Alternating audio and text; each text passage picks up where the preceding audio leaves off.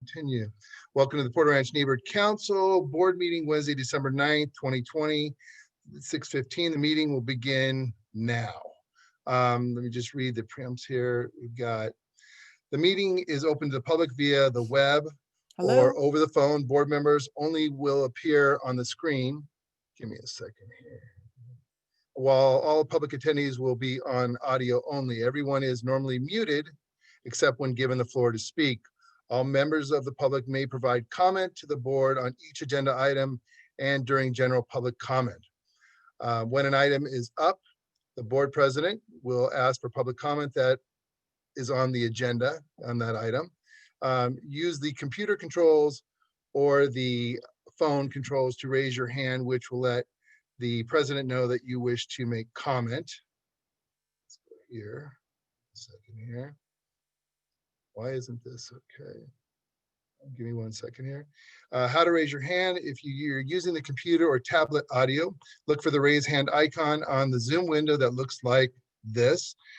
Click on it and you'll be able to put the cue letting the president know that you wish to speak. The board president will then call on you to speak when it is your turn to speak and will open your audio connection. At the time, you can provide your comment to the board. There will be a timer on the screen that will let you know your remaining time and when it's up. Please do not go past your time allotted. This meeting, by the way, will be very busy, so please stick to whatever time we have allotted. Okay, raise your hand if you're using the telephone audio. When the board president asks for public comment on the agenda item, dial 9 to raise your hand. To raise your hand will appear next to the partial phone number on the officer screen, which will put you in the queue. When it's your turn, the board president will call for you to speak. Open your audio connection. At the time, you can provide comment to the board. There will be a timer on the screen, as commented before. For final comments, the meeting is being recorded and will be posted to our website at the later time. We suggest you click on the gallery view so you can see all the board members on the screen and at the same time and look at all of these. You can also use the Q&A tab to ask procedural or technical questions, but no questions about motions or board business will be answered during this meeting. Any procedural questions before we start? Gibson is in the attendees. Can you please bring Mr. Gibson from Dunn into the meeting? Yes. Thank you. You can add him as a call. At this time, we're going to go ahead and do roll call, and then we will ask for Chloe Hector to give us the national anthem. All right, everyone. Brandy. Here. Perfect. Pledge of Allegiance. Pledge of Allegiance, you're correct. Sorry, Hassan? yes, I'm here. Mark. Absent. Jason. Here. Miran. There you go. Miran. No Miran. He was here. Can you hear me? I am here. Oh, there you are. Thank you. Thank you. Becky. Yes, here. David Lasher. Here. Thank you. Lori. Lori's not going to be here today. Assad. Yes, here. David Balin. Here. Gabriel here. We have a quorum. Thank you. Can we have Chloe Hector? Wrong Chloe.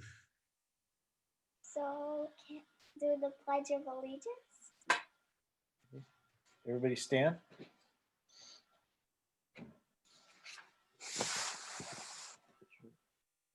Put your right hand over your heart. Ready, begin. I pledge allegiance to the flag of the United States of America and to the republic for which it stands, one nation, under God, in with liberty and justice for all. You may be seated. Thank you, Chloe. Thank you. You're welcome. All right, so we've done that. Let's get down here. Mr. President, just to Yeah. let you know, Mark is on his way to log in. He's shortly. Thank That's you. okay. Thank you. Thank you. Still, he was unavailable for roll call, so that's okay. Item number 4, we have a presentation from representatives and elected officials and city departments. Do we have anybody in the waiting room? Yes. Yes. Okay, so let's see who, You have Charles Navarro from Mike Garcia's office. we can, Charles Navarro, I'm going to go ahead and unmute you. Go ahead. Charles? There we go. Can you hear me? Yes, we can. Thank you for Awesome. attending. Yeah, absolutely. My pleasure. And thank you, David. And thank you, board members as well. I apologize that the congressman was wanting to try and be on the call tonight, but you have me instead. So I hope I suffice in that swap. A quick update, as you said, you have a lot, so I want to be respectful of everyone's time. Just a quick update in regards to kind of what's going on in DC right now. As you may or may not be aware, they did pass the NDAA yesterday, 2 huge bills that are going over to the Senate. So the NDAA, and then also today they passed the spending bill. So that's going to keep the government open for another week as the Democrats and Republicans in the White House continue to work out their disagreements in regards to the COVID relief bill and whatnot. So we're waiting for those negotiations to come and everyone come to an agreement. And then also, there's been a lot of calls that we've been receiving. And I would encourage everybody, if they are experiencing any issues and whatnot, though, with the PSPS shutoffs from Edison, by all means, feel free to reach out to our office. This has been a huge issue that the congressman has been trying to tackle ever since, even when he was campaigning. And so he has been meeting with Edison's presidents, both of the international arm of Edison and also here in California. So it's something that he's actively working on, and also trying to get in touch and work with our state legislators as well. So feel free to reach out to our office to let the congressman know kind of what you all are experiencing, so we know more and we know better of what's actually happening here on the ground. As we get ready to start the new session, David, I want to make you aware, and some of the board members as well, the congressman does want to sit down, or virtually sit down with you all, or just enough so that we don't have a quorum, but for you all to be able to get a one-on-one chance to speak with him and kind of go over and express to him your concerns that you have here with the board. So I just want to make you aware and kind of expect that coming in the next few days, next week or so. That's fantastic. Thank you. I see a hand from one of my panelists. Let's see who's hand. Jason Hector, go ahead. Oh, just the acronyms. I'm not familiar with NDCC and PSPS. Oh, so the NDAA, the National Defense Authorization Act, is that what Okay. was that Yeah. the one you were? Okay, got I it. apologize. A lot of words trying to spit out real quickly. Yeah, no, that's fine. And then what is it? PSPS is the. Yeah, so PSPS is the preventable power shutoffs that Edison does. Okay, got Yeah, it. it's their fire Sure. mitigation plan. That's all. Thank you. Yeah, Appreciate you coming. no, absolutely. Thank you. Yeah. Send them our best. Thank you. David, will, I yeah. have a question. Yeah, go ahead. Charles, yes, great to have you here, and congratulations to Congressman Garcia. The quick item that eventually we would need to discuss with him is the closure of the Alicia Canyon. Okay. We brought it up to his attention during the elections, and I'm sure it's still on his radar. So hopefully along the line, that will be the hottest item. And thank you very much. Absolutely. No, and I appreciate that. And by all means, when we get together, let's discuss it with the congressman and talk about how and what we can do to moving forward. So We have a question from Becky Lebec. Ask unmute. Becky? Oh, you didn't? Can you hear me? Okay. Yeah, go ahead, Can Becky. you, can Yes, you hear me now? yep. yes. My question is this, what kind of stimulus package are you going to offer for folks? Are you aware of any of that, or what's coming down the pipe for people who are on unemployment, who are Mhm. collecting UI or looking for the stimulus? Do you know like where all of those people are standing with all of that?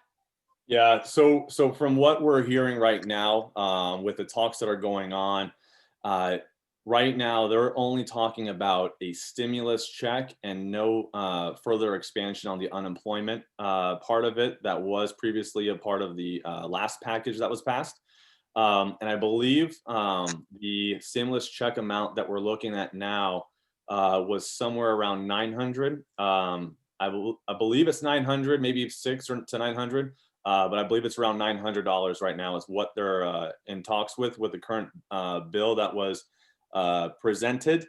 Now, I know that's a huge sticking point for some of the Democrats, and so I know Pelosi's pushing back on that. So, you know, I expect there to be some changes to that. And so, like I said, they passed that spending bill for this week, so they're going to be able to have another week of negotiations. As you may be aware, too, Congress was actually supposed to be ending this Friday. So instead, everyone's going to be staying back in DC and working on this stuff until next Friday. But in regards to the stimulus package and the stimulus checks and the UI, that's kind of what's being discussed right now, or what was being presented, excuse me. Great. And so I'm sorry. So for Oh, the go ahead, people Becky. I'm sorry. the workers of the world, people who go to work every day and who can't Mm-hmm. go because of COVID, Mhm. there's no state benefits for them. So how would the federal benefits impact them? No I state mean, you're benefit. saying if it's $900, Mhm. it's a one-time deal, or Right. how does that affect the people who can't get a job and who can't go to work? Yeah, so we'll have to, and again, that's what I know the Democrats are going to be pushing back on as well in regards to what was being presented by Secretary Mnuchin. And so we'll have to see in regards to what further unemployment insurance that they're going to be, the federal government at least is going to be expanding on it. Now, whether or not the state continues and goes past what their typical limit was, that's going to be on the state. We can't necessarily control that part. The federal government before, they added what, a $300, $400 addition to what it was that individuals were receiving under the state's unemployment. Like I said, we'll have to see if any of that stuff does get picked back up. But like I said, as of right now, from what was being presented, that wasn't going to be part of it. And if there's anything that's going to be offered in addition to it, I mean, we'll be putting that information out there as soon as we get it. But we haven't heard anything yet in regards to an expansion or a continuation on that.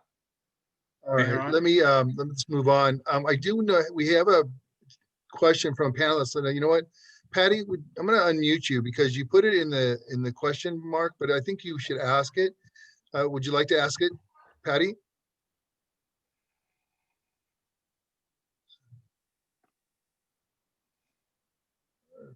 Patty, there you go. Patty, go ahead. Thank you. Yes, I'm a member of the CAG, and there's going to be some more members of the CAG on this call, but I want to make sure that Mike Garcia knows, gets the word that we need to have every elected official talk with us because we are the experts on the Aliso Canyon disaster.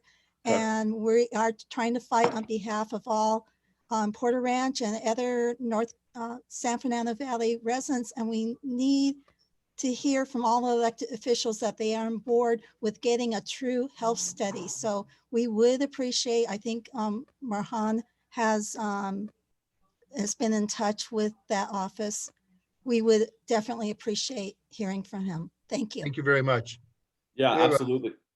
I see Glenn Bailey. Glenn? Yes, sorry. Can you hear me? Hello? Yes, Glenn. Okay. Thanks for the Congressman representative. If you could please let the Congressman know, in addition to the hundreds and hundreds, if not thousands of people affected locally, the power outage is also affecting the intersections at the on and off ramps of the 118 freeway, and there is no traffic control. The latest outage went on for at least 36 hours, I think maybe closer to 40. with no, no signalization for eastbound, westbound, or crossing at Topanga and 118, and I'm sure probably other intersections as well. So it's a public safety issue, and in another regard, when that's in terms of traffic and for a major freeway. Thank you. Thank you. I'm going to try and move on quickly here. Miran, go ahead. Just a quick note, Charles, thank you for coming today. And I also would like to congratulate Mike Garcia on his election. We're all looking forward to working with you. I will be in touch with you further for other capacities in order to talk together. Thank you. Thank you, Miran. Brandy? Thank you. Yes, first of all, thank you for being here with us today. You've listed a few of the congressman's current priorities and his activities. I'm curious, for the duration of his two-year term, what is the congressman's #1 legislative priority for the duration of the term? What is the one thing he wants to accomplish? Legislatively, well, right now, as the session ends, we're actually regrouping. He's going to be looking at it. I know right now, two things I know it doesn't necessarily give you a clear answer, and I'll be more than happy to email you over or email the body as well. So we're also waiting for his committee assignments. So he's going to be reassigned to some different committees. And that's also going to shift his focus in regards to what types of legislation. Locally, though, the top two things that he is focused still on is this fire disasters that are happening here. Right. We've been in talks constantly with U.S. Forest Service as well in regards to the impact that has had throughout the congressional district. And then also this PSPS issue as well. So legislatively, he is looking at what can possibly be done, though we understand that PSPS falls under Edison, which also falls under the Public Utilities Commission, which is controlled by the state. He is looking, though, in regards to what we can do in DC, and he is talking with some of his colleagues already. So we're looking at that. But again, in regards to specifically outside of these top two issues, we're going to know more, like I said, once we can get his committee assignments, which then he'll have a direct impact on as well. Can we get your email? Yeah, absolutely. Typically in the other meetings, there's always that chat box, and I'll be more than happy to give it out.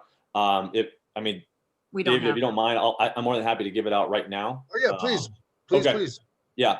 So my email is Charles, Charles Navarro right there. So it's charles.navarro@mail, MAIL.house, HOUSE.gov. Thank you. Thank you. I know we have one. Go ahead. Yeah, I was just gonna say, and by all means, whatever issues or whatever people that may have concerns with, you can email me. Please. Thank you. And yeah. I believe Becky's hand's gone up. It's gone down. Becky, do you have a question? Are we good? Well, it's a federal position, correct? Or is it state position? Which one's this? No, he's a Congress. It's a federal Congress, Becky. Okay, so does he in response to Glenn Bailey's statement, does the federal government control the on-ramps and off-ramps of the freeway, or is it the state? No, so that's going to be more of a city and safety issue, just like what Glenn was talking about. And Caltrans. Yeah, and that's very much what is going on in Simi Valley as well. Right, and again, so that doesn't, I can't really do a whole lot about that. Yeah, that's not his area of expertise. Correct, but knowing what the issues are, though, whenever we have those discussions, is making them present and discussed at the table, so they understand the full impact of what's happening on the ground. That's kind of what we also want to make sure is a continuous, the communication that we talk about. Thank you so much. Yeah. All right. Thank you very much. You're welcome. Thank you. I think I'm sorry. No, I said thank you. Oh, thank you very much. Appreciate it. We will move on to item number 5. Looking forward to Gibson. You have Gibson. Oh, I didn't know Gibson wanted. Gibson, would you like to speak? He was quiet. Mr. President, just one update. Sorry about that. I've just been quiet. Hi, everybody. Good evening. Hope you guys are doing well. Just one thing I wanted to mention is, as you may know, that the North Valley, so Region 2, which includes Northridge East, Northridge West, Granada Hills, Porter Ranch, Granada Hills North and South. Their candidate filing period are opening up on December 26th. So in our effort to prepare sort of an individualized elections plan outreach for our NIBO councils, we are inviting our NIBO councils and outreach committee members to a 1 hour one-on-one sit down to discuss the outreach strategy and the challenges with our department and conducting outreach during the pandemic right now. And that event is happening on December 14th at 6 p.m. Everybody should have received an email with an invitation for this event. So please let me know if you did not receive it. I'd like to make sure that you get an invite so I can make sure everybody is able to sign up freely and get you just to participate. We wanted to be collaborators and trying to do outreach for the upcoming election. And I think it would definitely be a good collaboration. And I definitely want to make sure folks are able to do that. As I mentioned, candidate filing period is December 26th. So folks, please, if you are considering to run for this election, please let me know. Please sign up. I would love to make sure that everybody's participating. Just a heads up, we've been sending board member suspensions for folks who don't have all the 3 trainings completed. As if anybody has an issue logging into a platform, the Cornerstone platform, please let me know so we can make sure I can assist you in addressing those issues. Also, we are conducting the trainings. We have upcoming training sessions. You'll see it in the monthly profile, so please let me know if you'd like to participate in that. Also, we did have the city planning and land use committee members. Those trainings are continuing to happen. We want to make sure that folks are just able to, if you're a committee member for your planning and land use committee, please make sure you sign up for the trainings, and so we can make sure you are certified in that. Also, everybody should have received the bylaws with an updated language from the council members. Excuse me, sorry about that. From our department. Sorry, as I was mentioning, I got distracted real quick from the phone. Other than that, I just want to make sure that everybody has a good board meeting. Mentioning planning and land use committee members, please do your training. It is a required, and also your bylaws were updated per the mandate that was youth ordinance mandate that was passed by the city council. The stakeholder definition that was voted by the city council. Those were the changes that were made in the bylaws. Other than that, let's have a good board meeting. Gibson, don't run away. I have 2 board members that have questions. I'm going to go ahead and open it up to Brandy first. Thank you. Yeah, just so I ended up going through the ethics training 2 or 3 times before it actually registered that I did it. And I went through the funding training at the same time once. And I looked it up today and it still shows I didn't go through it this round. So there seems to be some technical difficulties. I'll try again, but if it fails again, who do I talk to make sure that my training email me directly so we can work with our admin team. Our admin team is the one that maintains the platform that we use for training. So I want to make sure that you're able to go through it. So please just follow up with me after the meeting so I can make sure you don't have a problem as you continue try to just get your stuff done. Okay, thanks. Jason? Oh, hi, Gibson. Just want to clarify, if you could clarify for us a couple things. First, with the bylaws, when do the new bylaws go into effect officially? The bylaws are officially in effect. Once you've already received an email, the bylaws, you can use the most up-to-date bylaws. And the ones that are sent to you were sent on, let me check. November 12th. Those are the most recently updated bylaws. Okay, and then I was wondering about the committees because it's not explicit in our bylaws regarding, removal of members in committee. Can you clarify how that works in terms of the chair appointing or potentially removing? Because it's not clear in the bylaws. Is that something that we need to look at, or is there a process for that? There is no process. It would have to be when it comes to committee formulations. and sort of requirements, that's usually up to the board, and it should be stated in your bylaws or your standing rules. For my assessment, the standing rule, I mean, your bylaws do say that, let's see, the bylaws do talk about the appointment, correct? Correct. Yeah. And so I think based off of how the language, I would go with our interpretation best and when it comes to the narrative of bylaws. Meaning the interpretation of what? Basically, like I'm trying to find the page in terms of committee creation and how committee appointments are.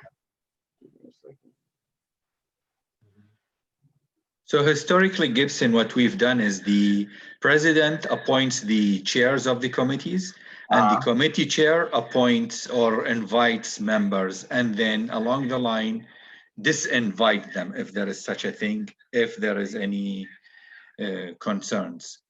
So it's the president, then the chair. Thank you. Okay, thank you for that one.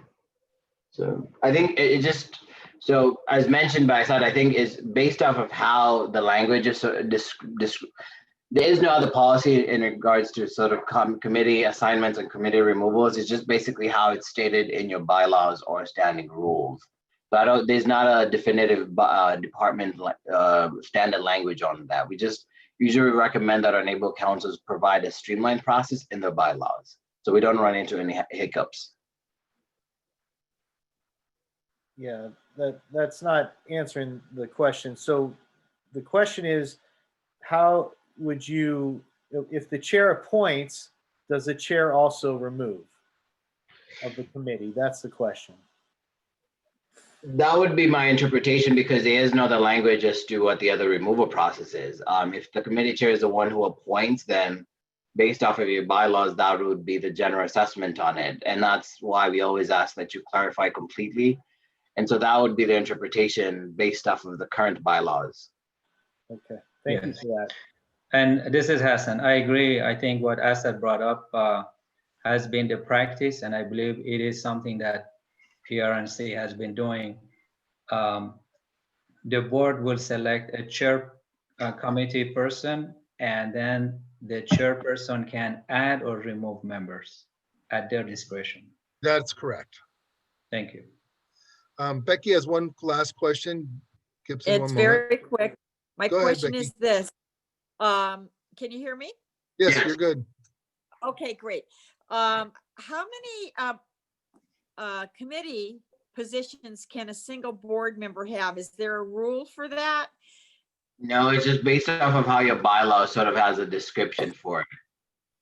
So a person could be of 6 committees and a person could be a member of none. Just depending, it's all, it doesn't matter. The There's department. no of Neighborhood restriction, there's no standardized language that's sort of talks about that within the neighborhood council system. However, the board can put the language putting the restriction on how many committees folks can participate in.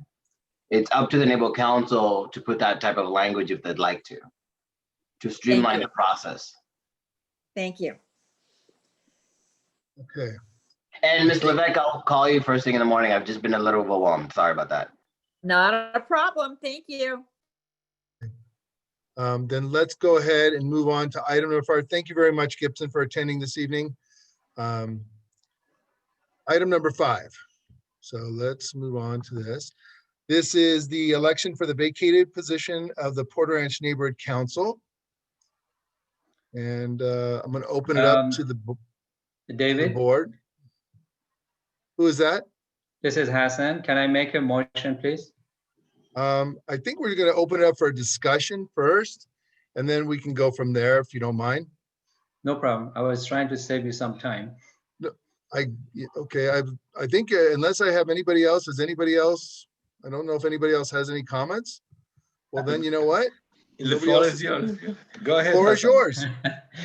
I would like to suggest, because we discussed this last time too, I'd like to make a motion that we postpone any decision regarding making the vacated president position election until after the election, and when the new board takes over, whatever the composition is, And that's the time to do the, let's say, proper election of all different seats.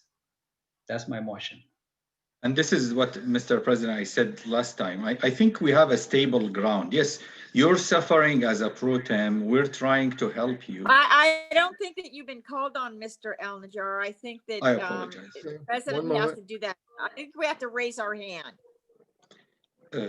Mr. President, I can't raise my hand because I know, I'm a co-host. unfortunately. So let me explain to the board really quick. Unfortunately for Assad, just so you guys understand, I have him, and if anybody wants to be a co-host, I'll bring you in as a co-host at any time and at any meeting.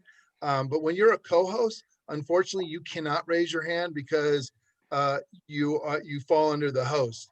So just for future He references. has to raise his hand like this, old school. Like Exactly. the classroom. All right. Assad, go ahead then. Yeah, so what I was saying is, you're doing a great job, and we as a team proceeding and helping with you. And, in 2 weeks, we're starting the elections. So I feel it's, if it's not an objection to our bylaws or no objection to Empower LA, to continue having you as the pro tem, and until June, we have a full board. And that's just a suggestion that I said last time, and I echo what Hassan is saying. Thank you. Give me a second here. I think we have to designate. I don't think the bylaws allow us to move forward with a pro tem president. So I think we have to make and I agree. I mean, I'd like to leave everything the way it is and just move forward. My main focus with our board is that we, just come together, that we have unity and we start doing more things together, even in this COVID situation, as the PRNC, as a team, as one. I mean, there's so many things that this community needs. It could be the people that are hungry. I mean, we're still having an issue through COVID, people are hungry. So, I mean, it's so important that we just stand together. And I do see Gibson there. So Gibson, I'm going to unmute you. Do you have a comment to keeping me as a pro tem president, or do we have to make a decision? He disappeared. Where'd he go? So a couple of things. So somebody brought up the motion. I think if you're going to bring up a motion to sort of postpone, there should be a second. So the board has taken action that they'll be postponing the election of a president for the presidency being vacated. If that motion fails, then, or if it passes, then we can maintain the way things are. Since elections are coming up very soon, there is no, I don't see whether there'd be a big issue on it. However, if there's any opposition to it, I just want to make sure that the board is in full discussion of it correctly. Okay, well, stick around. I see Gabriel has a hand. Gabriel, go ahead. And Mehran has a hand. Okay. Yes, my question is, don't we need a vice president though if the president stays the same? I believe vice presidency is important just in case the president can't be president. Then the board is left with no president temporarily, or pro term president. So that's why I'm saying sort of, I think if the board is going to take action to postpone the vacation of this presidency, it should be an official action. However, I think my recommendation would be even though it's for 6 months, just have these positions filled, just so the board can function, just kind of sufficiently function for the next few months before the election. Okay. Becky, go ahead. Okay, first of all, I'm not sure why everyone's afraid of an election. David, you may be elected. And I think I'm not afraid. This is it's a lot of work to sit in this chair. Yeah, it's a lot of work, but we have an election process. I agree. We That's have why a it's here. vacancy. Let me just finish, please. Mr. President, I'm speaking. We have the vice president position is open. The election isn't till March? That's like 4 months from now. And I think we need to respect the election process and have an election. I don't know what everyone's afraid of. let's just do it. Let's do it. And then you have the will of the board and the will of the people. That's it. With that said, Mr. President, I would like to put a motion to nominate David Balin for Wait, president. one second. There, my I hand is put a up. motion. What you got, that- everybody zip, Oh, everybody, wait, please mute. Hassan, eh, Excuse me, Recognized by the president before please you mute start yourself. talking.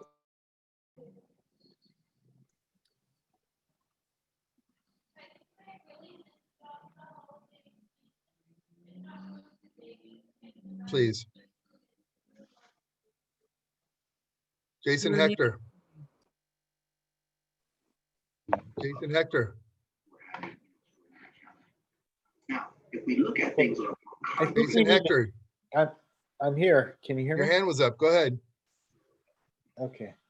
I think we need to step back. We need to have a discussion first. I think I would Well, ask, when I asked Jason, when I asked for a wait, discussion, nobody wait. wanted to have a discussion. So then Hassan made the Wait. motion. wait, Were hold you on. not here? Hold on. Okay, back up. I was here and we're dealing with technology, so you can't, it's not like we're all in the same room where we can just jump in and talk. We're waiting for our turn to speak. So now what I would say is Hassan made a motion, but there was no second, right? Yes. I think it's appropriate to back up and have a discussion. And that's all I'm saying. And I'd like to speak, but I think we need to start with the discussion first. And then I'd like to speak again. Thank you. Miran? Yeah, I think that the motion that was made by Hassan is very practical. And I'm going to second that motion. We should not do any change at the moment. The election is coming very soon. I think that everyone is working here as a team. Everyone is doing a great work, but I would second that motion of Hassan. Okay, let's do this because Jason asked to back up. Let's have a discussion about this. Board? Anybody have a comment? Well, we might as well start with Jason. Yeah, thank you for recognizing me. I think David's doing a good job. I think the vice president position is open. I'm inclined to keep things the way they are and have David be the president. I'm open to the vice president position potentially. It's not on the agenda, but I think that that's the process. And the election, I guess we're going to vote again at the election or whatever it is, but I don't think that it really matters. I think that David has done a good job. He's stepped up. He's handling everything, and he's doing the absolute best he can. And so I support him as our president.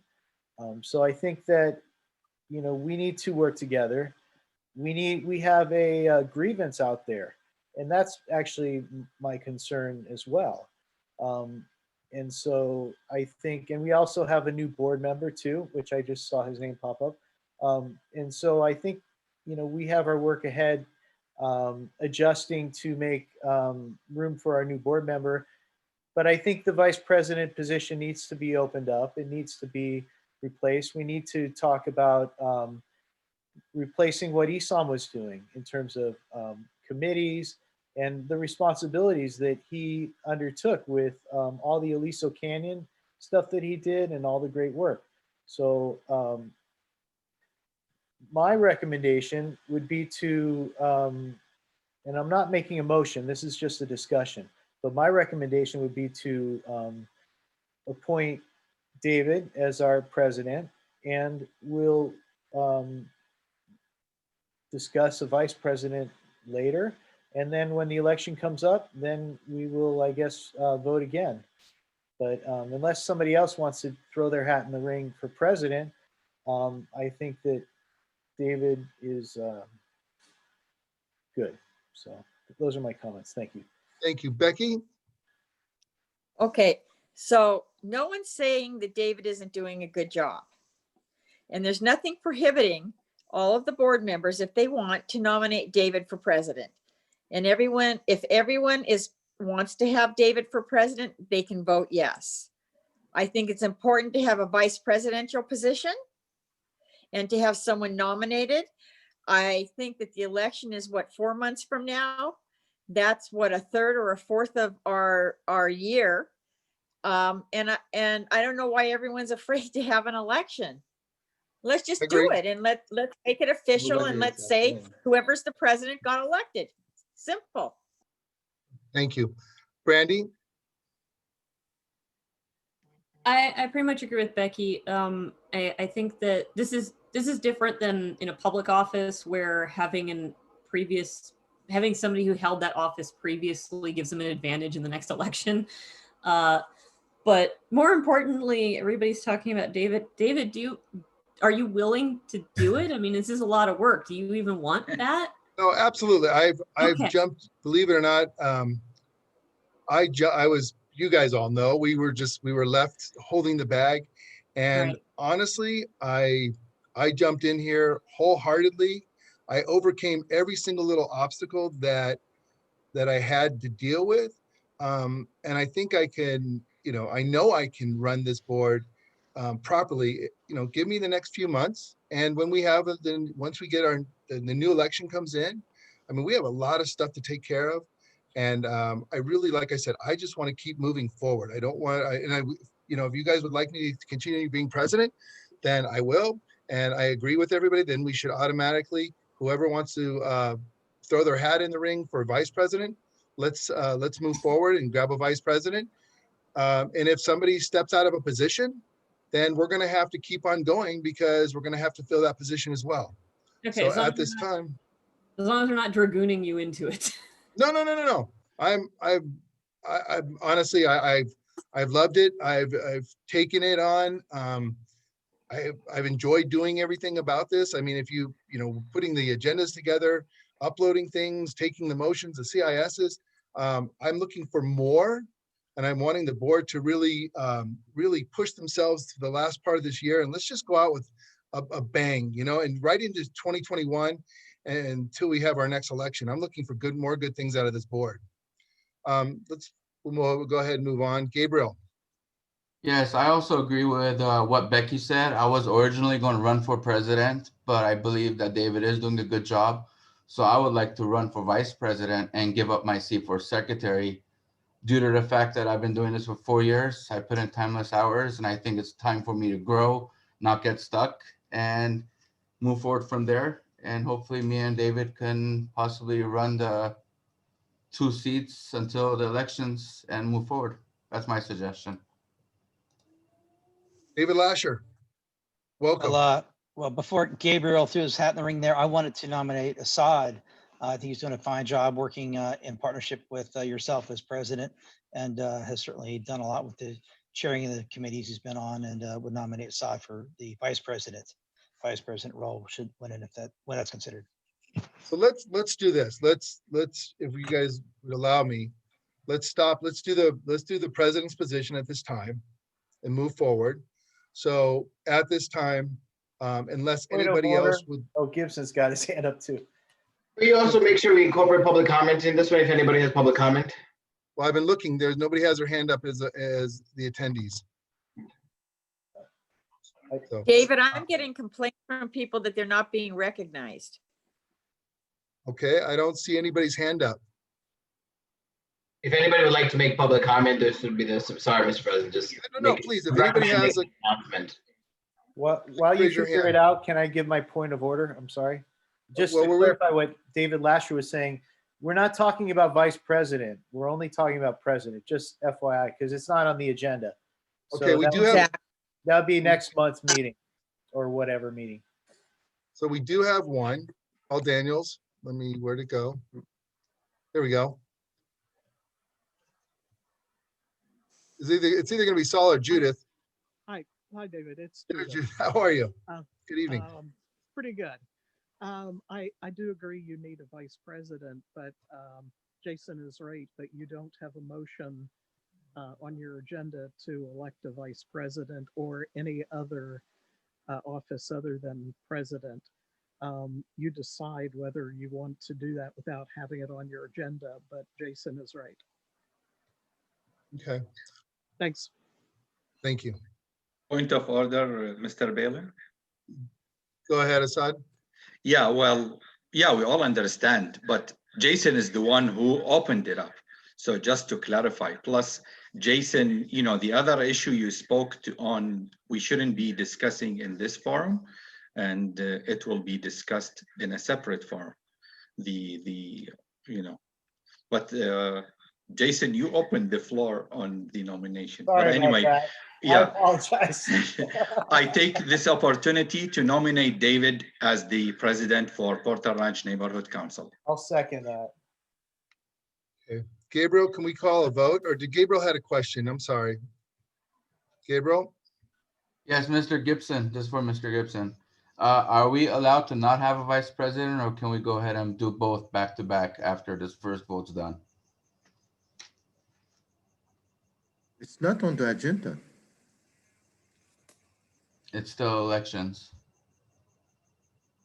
If not, we have a special meeting coming up on the 15th, which we could do as well. It's up to Right. Gibson's our done representative. Can you Gibson? There we go.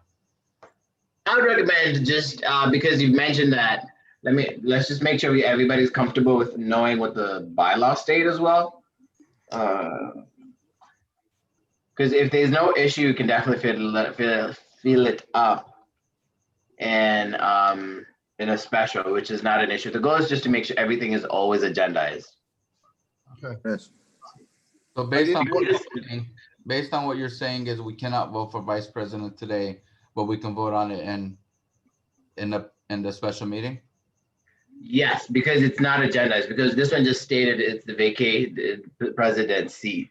It's not stating other than, because if it was like, if it was more generic in terms of officer elections, then it would not have been an issue. But because it just is concrete, it just says one position, that would be my best recommendation, unless Brian Allen and the attendees list has an opinion on that one. Brian? He does have his hand up. Brian, go ahead. Yeah, I wanted to just, you guys are having a lot of discussion here, and I think you have lost sight of the fact that you have a motion on the floor. You can't vote for the president until you've dealt with the motion that's on the floor. That's all. That motion wasn't seconded, was it? Yeah, I made the motion and Jason seconded. He's talking about the first motion. Wait, Yeah, the first motion was Hassan, seconded by Miran. Yeah, let me, David, if I may, since I Please. introduced the motion, Yes. I Go will ahead. put some light into the reason I mentioned that. First of all, you are doing an excellent job, and I don't believe anyone is afraid to select you or to nominate you to be the president. So there is nothing in that regard that we don't want you to be the president. In fact, you are doing the job of a president, whether the title is the pro tem president or just president, you are doing the job. And the rest of the team is in full support of your effort. My point on that was due to some other unwanted circumstance, which is, I think the whole board knows about it. I would like to have this thing postponed. So when a new board with whatever number of members come, few months from now, can make all the decision. They can make decision on next president, vice president, secretary, whatever other positions. I don't really understand the rush into trying to create these titles that in reality really won't make a whole lot of difference in the way we operate. I think everybody's doing a good job and everybody's doing what they're supposed to do. And also, I believe if I heard Gibson correctly, I think he was in alignment that there is really no rush to do that. Now, if you want to do that, I have no problem with it, but I just try to give a fair chance to the new board and same or different members that might be there to select someone for the next upcoming 2 years. Well, keep in mind, the one thing to keep in mind is that when we get a new board, 5, 6 people, the slate is clean. Everybody, all the positions are gone. It's clean. There's no vice president, there's no president, there's no secretary, there's nobody. Understood. Right. So it doesn't really, I mean, this is an interim thing, and I don't have any problem, you know, if you want to proceed the other way, but I wanted to just bring the discussion here that, you know, it is not something that we wanted to spend so much time, and I know we wanted to cover a whole bunch of other critical issues such as the Aliso Canyon and other things that we're going to get into. So I was trying to hopefully save some time, but it seems like we really didn't, and everybody wanted to have a discussion on it. So I'm okay. There is a motion. I'm not taking it back. I'd like to put it on the floor. I believe Meron seconded, and let's take a vote. And if people want to proceed, that's fine. we have Becky Levesque. I'm good. Okay, thank you. We have no more hands. If the board, and if we want to go that route, board will go ahead and we'll, Gibson, can you clarify, is that going to be an issue with the city by any means? In regards to? If we keep everything just the way it is. There isn't any policy that sort of restricts the way things are right now. We just want to make sure that you follow your bylaws when it comes to these processes, but there's no department mandate in regards to this question. All right. So I guess then the next question is, if we keep everything as is at the upcoming special meeting, would we want to then have a pro tem vice president? Can't do that. I think my best advice. We're having a David, discussion. the special meeting is restricted. No, I understand. But it's a question. Jason has his hand up. I mean, that was the main problem with postponing it. I mean, let me be clear. What is the motion, Hassan? To postpone it till, what is it, April? When's the election? April? That's 5 months. 5 months. You want to postpone it for 5 months, and that ties the hands of the board to fill a VP position. So, you know, I don't. I think while I understand why everybody's sort of hesitant, I would just sort of recommend for my assessment, I think the best way would fill in this position and then do the due diligence in filling the next executive positions, even if it's for 6 months, just to make sure that the board functions and you give an opportunity to all board members to participate. I think in our efforts of, we want to keep things the same way, and I'm not trying to sort of be impeding on the board's functions, my best recommendation is also you're providing equity in letting all board members participate in all positions, and it enables the board to function and participate. I think the intent and the design of the Naval Council system is for all board members to be included in all processes. And so if you're able to, I think, move forward, starting from this one, it would be good. And then moving forward into filling the next vice presidential positions. And I think also you're just helping the board function. And so I think in the discussion of keeping things the same, I recognize that. However, I just say, let's be progressive and sort of using the time that we have and functioning correctly, which just enables the board to have another good 6 months of functioning until the next election. All right, let me see who else has their hand up. Gabriel, go ahead. Yes, I truly believe having an actual president, actual vice president is very important. And the fact that I'm the secretary and trying to run for vice president if we have an election, I don't want to go through the whole thing, this whole conversation again. So what I'll do is I'll resign from secretary as of end of this meeting. So there'll be a clean slate when I run for vice presidency next month or whenever the special meeting is. So we won't go in a big circle going around and around and around trying to figure out who's going to be seating this seat, who's going to sit that seat, etc. So I'll put in my resignation for secretary as of the end of this meeting, no matter what happens and no matter who seats as vice president. I'll make that official. Thank you. Miran? Well, everyone is doing very well, and David, you are doing a great job, and we are working very well. To be progressive and to follow the principle, I do 100% still agree with Hassan's idea. Hassan's idea is very practical. David is doing everything he can, reaching out, he's putting all the agenda online, reaching out to every board member, good communication, good follow-up, nothing to complain. But I think that we need to do it in the right way. And within a few months, you will have a new board members coming in, and they must have their right, their constitutional right to vote on who will be the president and the vice president. And they would. Becky?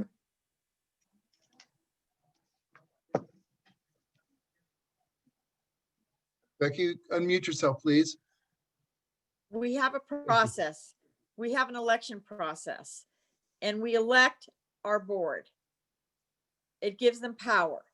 I don't know why everyone is afraid to call for an election for the president. If David is doing such a great job, why don't we follow the process and you'll all vote for him, and then we're done with it. And then I think we need to vote for vice president. You don't leave positions open. We're a free society, and we believe in the American system, and we believe in the vote to right, or the right to vote. And I don't know why we aren't voting, and why we aren't making a motion for people who we feel should run for the president position.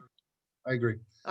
It's what we should be doing. It's not that complicated. And David, I think you'll be surprised at the outcome.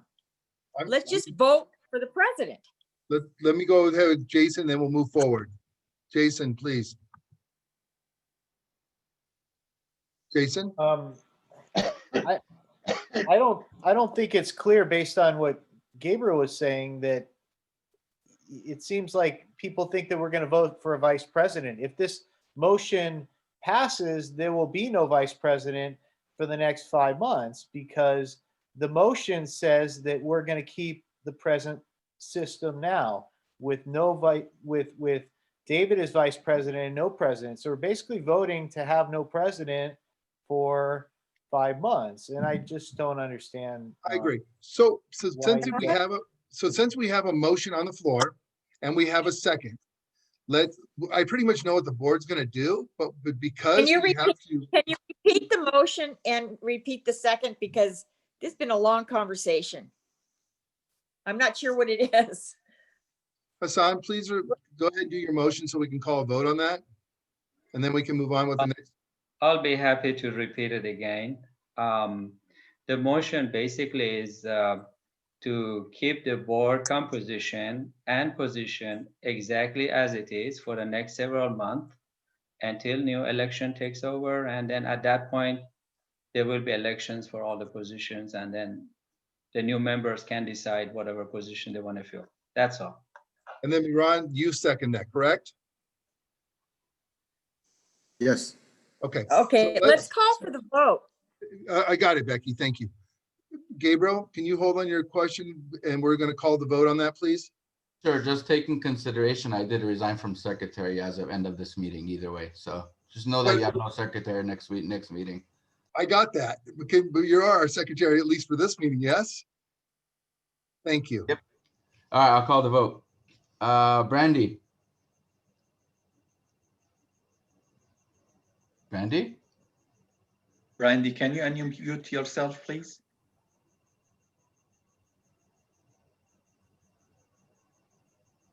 Okay.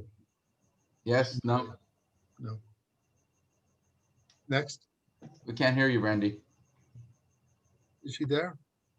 She's there. She unmuted herself. Brandy? I'll come back. I'll come back to her. Hassan? Yes. Mark? I'm trying to figure out this motion. So the bottom line, you're saying that you're leaving everything the way it is right now, correct? Yes. Inclusive of not voting for a vice president tonight. Didn't speak up before, but I don't see also why we couldn't vote for a vice president tonight, and just have it be fluid after this. So I guess I need some more clarification, and my apologies for coming to the meeting a little late. I was stuck in traffic, but I agree with you. This is David Balin speaking. So the problem is that because I didn't want to be presumptuous on this item, because this is an election for the president. That was the whole Are we item. calling for the vote, or are we still in the discussion phase? I was explaining to Mark, he had a question since he's a new No, board I know member. what you're doing, but I thought we were calling for the vote. Okay, Please Mark. don't interrupt the president when you so speak. in order for Yes, me to answer on right. this, Mark, I just need a little more clarification on. I understand. So Mark, you can go ahead and just give a yes, no, or abstain. I'll abstain. Thank you. Sure. Jason? Jason? Jason, unmute. Sorry about that. No, I don't think it's a good idea. Miran? Yes. Becky? No. Lasher? Yes. Lori? Absent. Second. Assad? Tough one. Yeah. Yes. David Balin? No. Gabriel? No. So we have a tie, 4-4-1. 4 yeses, 4 noes, 1 abstain, 1 absent. It's on Brandy if she. Brandy, can you hear us? Can you hear me now? Yes. Yes, Brandy, we need your vote. Your Sorry, vote, my yeah. mic got unplugged. No Can you problem. repeat the motion? I was distracted trying to get my mic back in. Basically, the motion is to keep the board as is and keep David as pro tem president, Not as an official, as a pro tem. as a pro tem. And there would be no No. vice president. Then there would be no vice president. That's not the full motion. I'm sorry. Okay. Can you just repeat the motion as Yeah, just read the motion. Let Hassan repeat the motion since he made it. Francis? My goodness. Basically, the motion is, and please listen carefully, board members. I mean, we don't need to go through this 100 times. The motion is to keep the board composition and position exactly. Hassan, you got muted. I am sorry. Start again. This is what, the 5th time I'm repeating this? 6. The motion is basically to keep the board composition the same way that it is now, and for the next several months, and keeping David and everyone else as positions as they are, and basically that's the motion. No changes, meaning David will stay as pro tem president, and that's really all there is to it. You miss the part about the election and the date. Until the next election. Which is when? You have to be specific on the motion. I'm sorry, I apologize. But... Until the next election, when the new board takes place, you know the dates, right? Yeah, that's fine. I understand. No. Okay, Gabriel, please read the. All right, motion fails. 4 yeses, 5 noes, 1 abstain, 1 absent. I repeat my motion to nominate David as the president. Is there a second? I second that. Gabriel, can you call the vote, please? Yes, one second. Who seconded it? Jason? Yes. Jason Hector. 1 second. All right, Brandy. Yes. Hassan. Yes. Mark. Yes. Jason. Yes. Miran. Yes. Becky. Becky, your mic is off. No. David Lasher. Yes. Lori, Absent. absent, sorry. Assad, Yes. David Balin, Yes. Gabriel, yes, motion passes. Welcome aboard, Mr. President. Thank you very much, everybody. I promise I will Congratulations, do, David. thank you. I will do my very best. So Gibson, is he still here? Is there any possible way that we can fill the vice president's position this evening, or do we have to call a special meeting? You have to call a special meeting if you'd like to, because it's not agendized. Okay, very good. So we'll move on. Thank you. All right, let's move on. Thank you, everybody. We'll go ahead to do item number 6, public comments on matters not on the agenda with preview of the board. Let's see. I don't see any hands, Mr. President. Give them a second. Any attendees? Make one. Okay, we have Brian Allen. Brian, go ahead. Am I muted? You are unmuted. Go ahead. Good, thank you.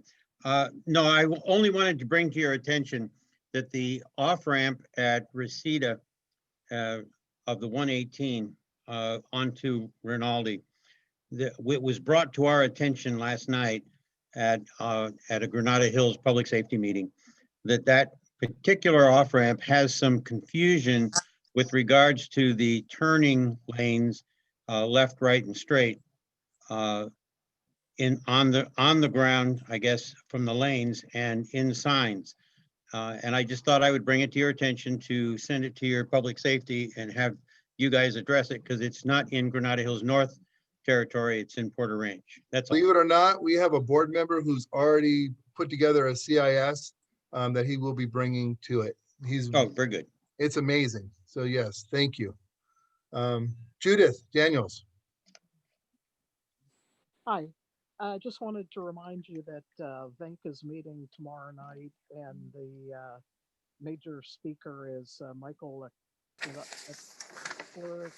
think I don't know his last name offhand, but it's the guy in the city clerk's office who's in charge of all the elections. So if you have any questions about your specific election or general questions, he's going to be there, and there should be plenty of time. It's a later agenda than normal, so there's plenty of time to be able to ask questions. Perfect. We'll see you there tomorrow night. Thank you very much. Thanks. Thank you. Taylor Lee.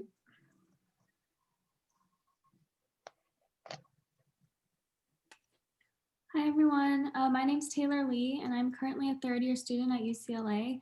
I'm the university representative for an organization called Hearts Over Hands, so I wanted to promote this organization tonight. Our mission is to pair elementary school or middle school students with university mentors for weekly Zoom sessions.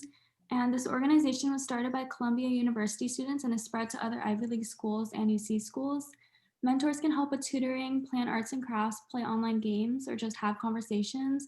We started this organization to help students who may be feeling socially isolated due to the pandemic and remote learning. We also want to alleviate stress from parents who are balancing childcare and helping their kids with online learning. If you're interested in signing up your child, please visit our website, heartsoverhands.org. Thank you. Thank you very much. Okay, I think, let's see, we have another one. Oh, Craig Galante, good evening. Please go ahead. I unmuted you. Go ahead, Craig. There we go. I had one more button to push. Thank you, everyone, for the time. I just wanted to reiterate a desire to have a standing section within the council meetings to give an update and have a Q&A session on the health study. So if we could agendize that going forward, I think that would be very worthwhile to the board and the stakeholders. Thank you. Thank you, Craig. Okay, do we have any more comments from the public? Oh, Kelly Brown. Go ahead, Kelly. Kelly, please unmute yourself. So hi, I'm Kelly Brown, And my parents and I were residents in Porter Ranch during the Alicio Canyon disaster, which my parents and we became victims of, and my mother died. I wanted to propose to the board that you have a designated member that covers the Alicio Canyon disaster, because it is so catastrophic and overwhelming, the amount of information the CAG committee and other members of this phone call are aware. It's really, really critical that there is an advocate on the board for the residents of Porter Ranch. Thank you. Thank you. Mr. President, Hassan has his hand. I see it. Hassan, go ahead, please. Hi, I'd like to make a statement in support of what Craig mentioned. There is a whole lot of different moving parts with this Alicio Canyon health study. And I believe we have selected folks to represent us in the CAG and basically to be a voice of our community. Unfortunately, except some emails and perhaps some meetings that they attend and we get some emails, we really don't give them visibility to tell us the stories and what exactly is going on. I'm a bit disturbed with some of the information that is coming across, that the Porter Ranch community is not being really taken seriously about how they are feeling and some of the health impacts on folks and families. So I'd like to back his statement by saying we really need to agendize a good 10-15 minutes on every meetings to allow CAG and representative and of course Mehran to really update us, to tell us what is going on, because I don't think the status quo, the way things are going right now, it's working too well. Thank you. Thank you. Mehran, go ahead. Thank you, Hassan, for that comment, and thank you, board. Yes, that was actually used to be an agendized item where myself and Greg would come and share with you and give you update about what is happening with the health department, with DPH, and what is happening about the health study. What are the challenges? You must know what is going on with the chemical list. You need to know how the budget of this health study is moving forward. There are 31 pins that has not been reported. There are also radiation programs going on. Greg and I, because we represent Porter Ranch, we would like to be on the agenda and start at least sharing beside emailing and attending meetings. Thank you. So just a note, we've never had an agenda item for CAG unless we had something important that Craig wanted to bring to the board where he had new information. And then the previous president went ahead and gave him more time. Jason? I'm confused why we're doing board member comments during public comments. There was a question that led into the other one. I agree with you. So let's I don't finish that think up that's and move appropriate. on. I think what we need to have is board member comments. And Yeah, then we that's can bring coming all up. these things up. So Shall I bring can we our stop guest, with David? Can we stop with the board member comments? Yeah. This is public 1 second comment. there, I said. Shall I bring our guest? No. Okay. Not yet, yes. All right, we're done with this. Okay. I'm gonna move on to item number 6. 7. 7. Jeez. Thank you. Give me a second here. It's not moving.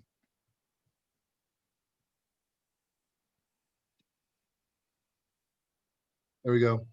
I didn't see David Mason. I was looking for him. So item number 7 is a presentation by so-called guest manager David Mesa regarding a maintenance project that is going to be done on the residential streets off of Reseda, southeast of Buffet. Is he here?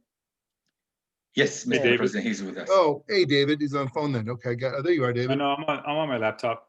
I believe. Okay, thank you. Good to see you. And hey, Dave, I have a couple of my colleagues as well from the operations side.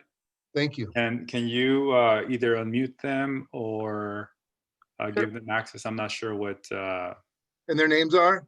It's Juan Hernandez and Mindy Chu. Okay. You got that, Hassan? Yes, I'm getting it. Yeah.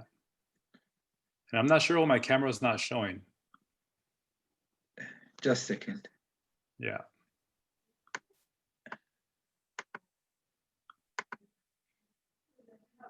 There you are. No, that's Francis.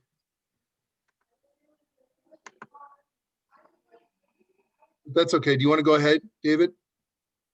Juan Hernandez and Here we go. No, it started. You gave me access. Thank you. I believe it was Assad that gave me. yeah, here you go. Yes. Yes. Great. There you are. And I'd like to share my screen here. Assad, I'm going to do that. you got it? Oh, there you go. Very good. Thank you. Fantastic. Very good. All right. Okay, folks, good evening. Thank you, Mr. President. Thank you, Assad, for exchanging emails with me to get us on the agenda. My name is David Mesa. I'm the Public Affairs Manager for the gas company. Thank you, board, as well, and attendees for giving us this opportunity to present to you tonight on some maintenance work that we're doing in Porter Ranch. And my colleagues, Mindy Chu and Juan Hernandez, are going to talk about what we're doing out here. Just in case you see us, we want to make sure that you understand what's going on. Again, this is maintenance work. We do this throughout the year, throughout the entire service territory. It just happens to be now in Porter Ranch. I'm sure you've seen us around doing other things as well, but this is in particular to our service lines, our pipeline. And as I mentioned, this is mandated work by the state and feds. As you all know, we're governed by various entities. And we want to make sure that the community understands what's going on. I know there's a lot of always questions about the gas company. And so we want to make sure that at least for this project, you understand what's going on. And I'd like to focus on the project. I know there's a lot of questions about a lot of things in regards to Aliso, but again, this is a maintenance project in regards to our pipelines in the residential areas. And so now I'd like to introduce my colleague, Mindy Chu. Mindy, can you unmute yourself, please? And Juan as well. I'm unmuted. Okay, great, fantastic. And please proceed with the presentation. Okay, sounds good. Thank you, everyone. So thank you for your time this evening. I will be talking about our upcoming project, the Pipeline Integrity Validation Digs. David, next slide, please. So our project is located in Porter Ranch. This project is under the Pipeline Integrity Department, which routinely examines all pipelines in the system every 5 to 7 years to ensure the integrity of our pipelines. All pipeline integrity projects are maintained under the Transmission Integrity Management Program, which is a federally and state mandated program. The goal for the routine examinations of our pipelines is to ensure the safety of the system as well as the safety of our customers. Next slide, please. So we have 2 validation digs scheduled to begin construction in January of 2021. There are no repairs anticipated at any dig site, and there will be no gas vented. The construction crews will be working standard hours from 9 a.m. to 3:30 p.m., Monday through Friday. Next slide, please. So this is a Google overview of Dig 1 and is located on SoCalGas property. This dig is just northeast of the intersection at Cesnon Boulevard and Limba Canyon Road. Next slide, please. We took these photos during a site visit a couple of months ago. As you can see, the neighborhood is a pretty far distance away from Dig 1. So the residents will be minimally impacted. There will be minimal noise and residents may be able to see crew trucks from a distance. That's pretty much like the extent of like how it will be affecting the residents. Next slide, please. This is a Google overview of Dig 2, which is located on Reseda Boulevard, southeast of Bullfall Avenue. This dig is near some residential homes. Next slide, please. So these are also some photos that we took from our last site visit. The dig is located in a slow lane going southbound. There will be no street closures and there are no detours needed. However, one lane will be closed, and there will be just traffic cones and signage that will be redirecting traffic to the neighboring lane. Next slide, please. So this is the traffic control plan that was submitted to the city of LA. And this is this is illustrating how the traffic will be diverted. The excavation that we will be excavating is 8 feet by 20 feet. Next slide, please.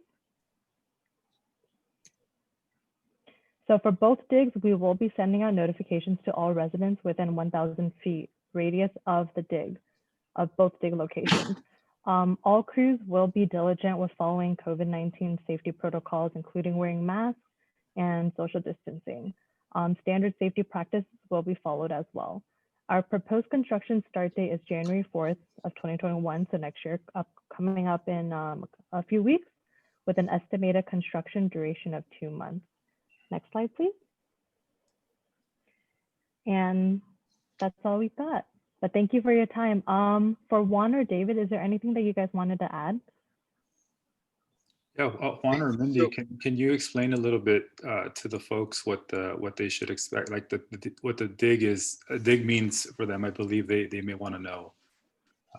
And we also have quite a few hands coming up, so go ahead with that if you'd like. And Well, then let's go with the questions. Let's go with the questions then. Fair enough. Yeah. Let me see what we got here. So we have. I You saw have Helen. Ron, the guy had his hand up, but then he took it down. Ron, did you have a question?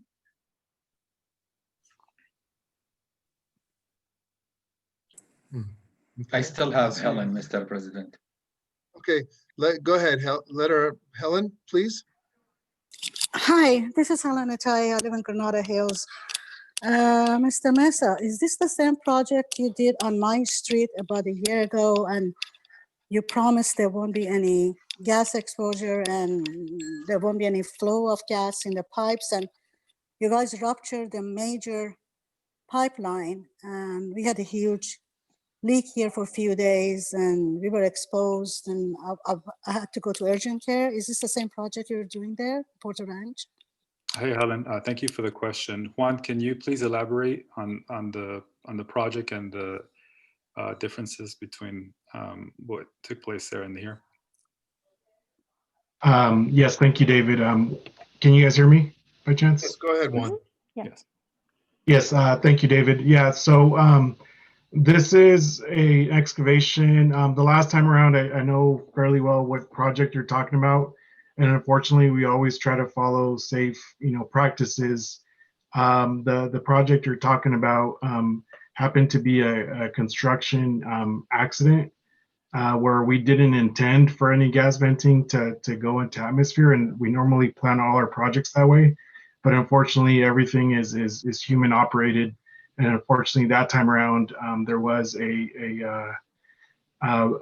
what we call a third-party strike. So someone struck the pipeline, and unfortunately, we had gas venting to atmosphere. And as you guys are aware, or you were aware, we pretty much stayed up all night trying to fix that and trying to get it done as quickly as possible. Now, on the flip side, on these digs, so we are going to be likewise digging, and we're going to be exposing our pipeline to take a look at it to validate it.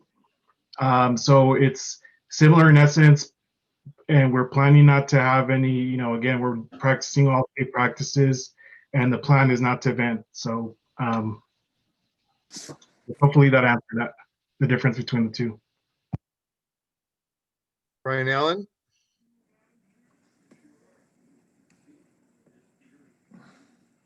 Brian Allen. Brian, please unmute yourself. All right. I know that, David, I know that you would like to keep the questions entirely to these digs, but I think that since Southern California Gas is here tonight, I think the community would like to know how many of the bins, the 150 bins, have been removed from the property.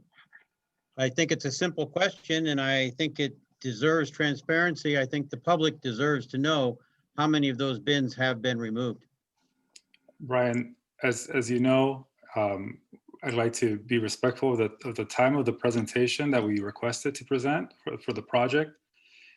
Those bins, I believe from the last time that I know, there was an extension given because I believe the county wanted to take samples of those bins before they were removed. I don't know if the county already took their samples and if they're analyzing those samples, but I can get back to you and give you a straighter answer as to whether or not the bins are there. From my knowledge, I don't know 100%, but I do know that other folks needed to take samples and we were granted an extension. So the bins have been there since 2016, just to give everybody an idea. And then we were ordered by the PUC to remove them. And we were going to do that. And then we were requested to hold on to them until the county health, I believe, is going to take samples and do their own analysis before anything was moved. Well, thank you for responding.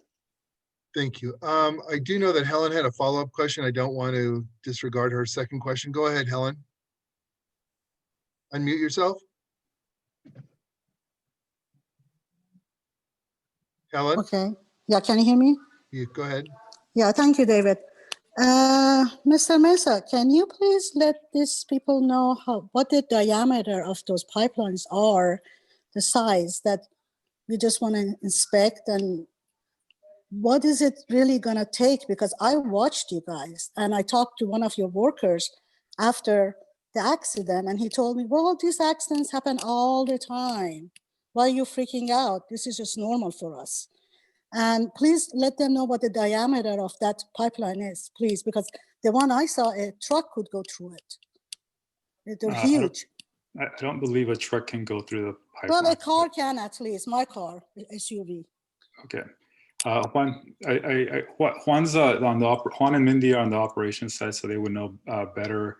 I think, or they may or may not have the answer to that right now. But Juan, can you help me answer that, because I'm not familiar with the diameter of the pipe.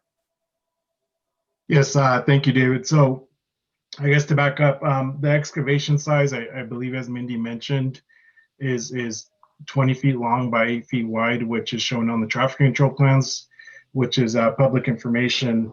At this moment, it's my understanding that these pipeline attributes aren't public information and it's proprietary information, but I can check back with you, or I can follow up and see if I can disclose that, and we'll follow up with an email with David. If you don't mind writing down that question. No, not at all. Yeah, I do know that there are, I think there's reasons why they don't list them, or they do list them, but let's find out better and give a solid answer instead of speculating here. I'm sure the same reason as chemical waste. Mr. President, quick question. Go ahead, Assad. I'm trying to let Sherry in the meeting Yes. for some reason. Thank you. Yes. Hi, David, Mimi, and Juan. I have a quick question. So the traffic control you're intending on Reseda, is it going to be comparable to what you did in the dig on Chatsworth, the formation and the orange cones? Or I'm trying to understand how many trucks you'll have in line and how long is the closure of the lane? Thank you. Thank you, Assad. This is Juan again. So it's not going to be to that extent. This is a single excavation. On Chatsworth, we had 3 excavations running on the same street. So the impact on this is going to be significantly smaller. I believe, and maybe Mindy can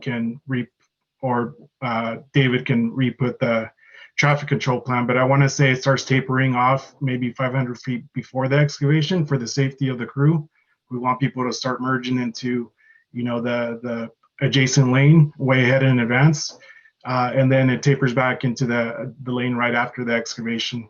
The majority, the hashed out marks is where a majority of the construction work is occurring.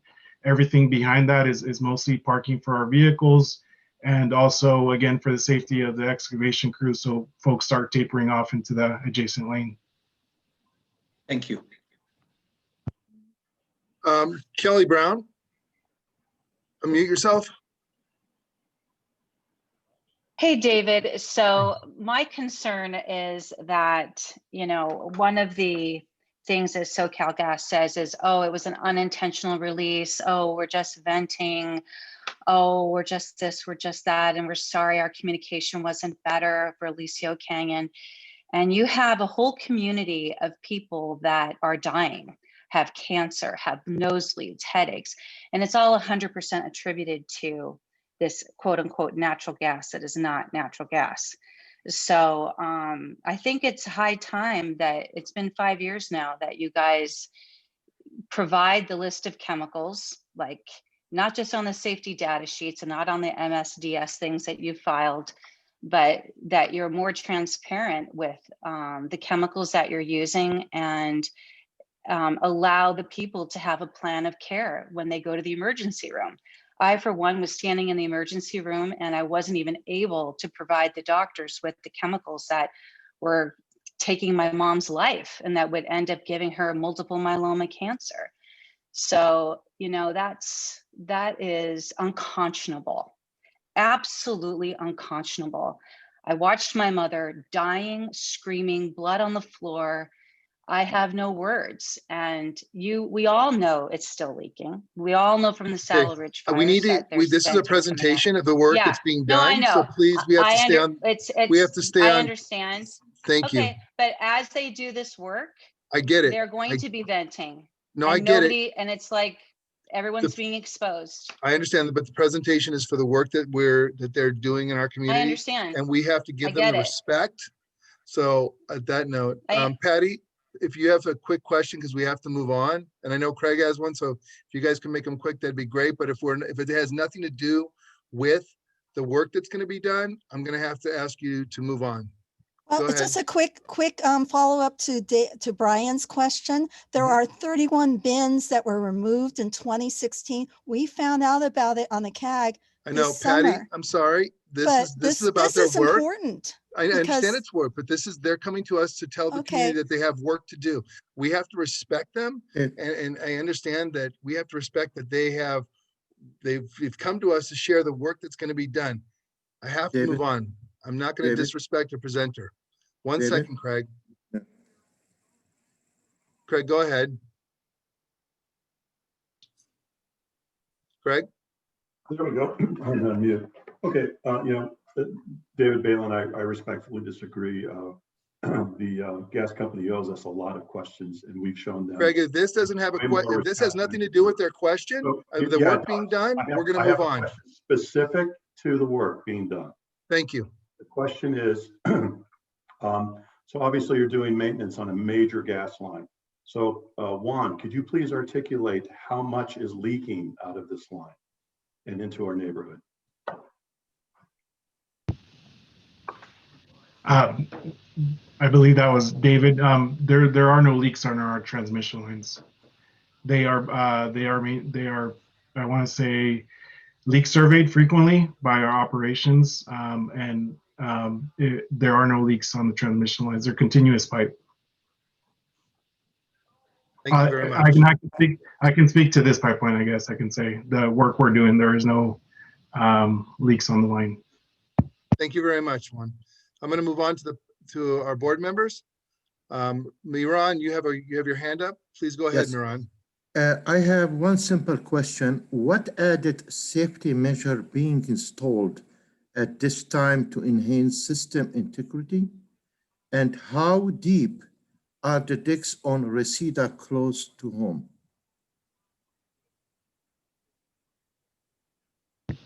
And Miran, I want to make sure that we caught that. The last question is, how deep are we digging? Is that correct? Are digs on Reseda close to homes? Yes. I think what they're getting at is that we're told that the dig is going to be 8 by 20, and I think Miran wants to know about the safety and also how deep the hole will be. Juan, can you take that? And then I'm going to see if we can get a picture of where the dig is.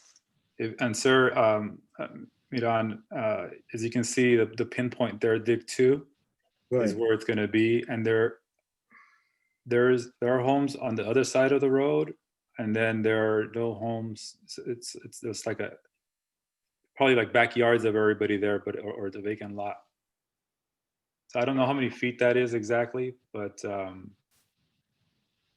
you know, we can guess how far that is from those homes. It's pretty lonely down there. What about Yes, how deep, David? Thank you, David. And hopefully I heard the question correctly and I can answer correctly. But so again, going back to the some information that maybe we can't disclose to the public, I can say that by law, we're required to maintain a minimum depth of cover of 36 inches on all our transmission lines. However, again, going back to you know, what information I can release in pertaining to this particular site, I'll need to verify that and get back to you as a follow-up with David. But I can't say that state or, you know, law requires us to maintain minimum depth of cover of 36 inches. Thank you. I have another question. I saw David Lasher. You had your hand up. Please go ahead, David. Sure. I recognize the need for this type of work to avoid situations like what happened in San Bruno, what you're talking 10 years ago, 2 months back, and obviously another LISO. But this said, is a non-emergency project. It seems like you planned this for a long time. I'm disappointed there wasn't coordination with street services and public works. It took us 10 years to get Reseda resurfaced. And this is going to go right through that was resurfaced less than 2 years ago after fighting for that for a decade. So it's a shame that we're going to dig that road up.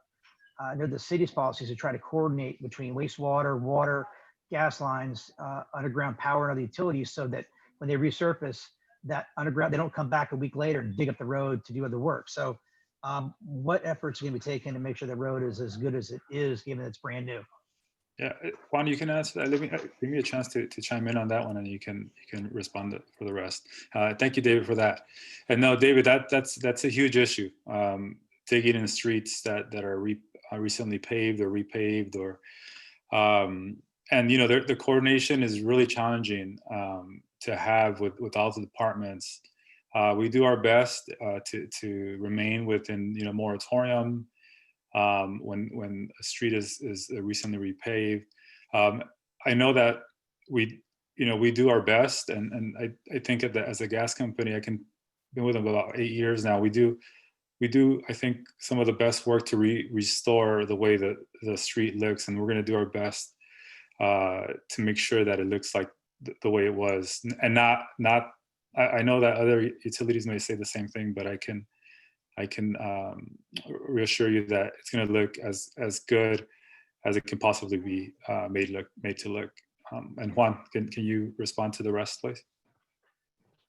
No, I do agree with your statement, David. And I can, you know, just speak to the construction team I work with. Unfortunately, like David mentioned, we have miles, thousands and thousands of miles of pipeline. So we try our best to coordinate with cities and you know, different entities to try to find an opportune time to perform this work. But at the end of the day, we do have a compliance due date that we have to get to. So there's certain, I guess, there's a little bit of, you know, we can wiggle room, I guess.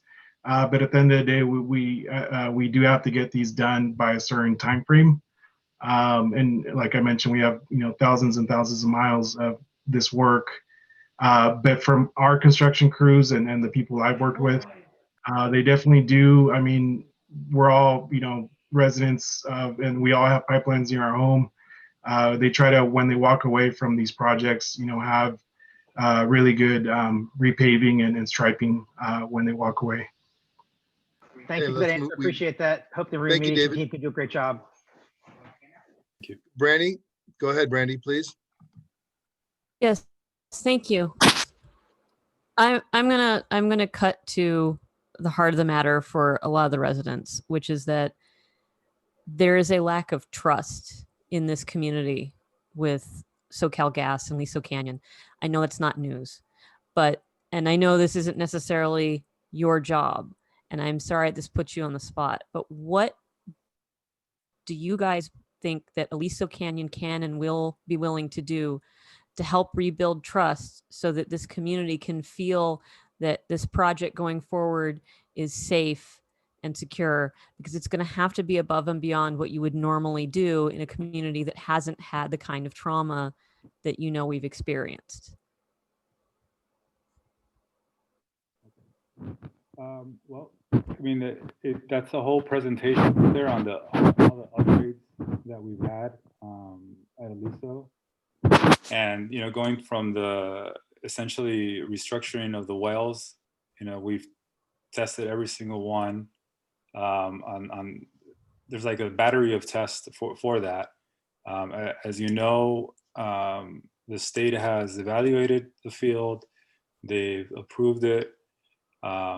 Obviously, we're not in use right now unless there's an emergency, you know, but until then, you know, we won't utilize the facility.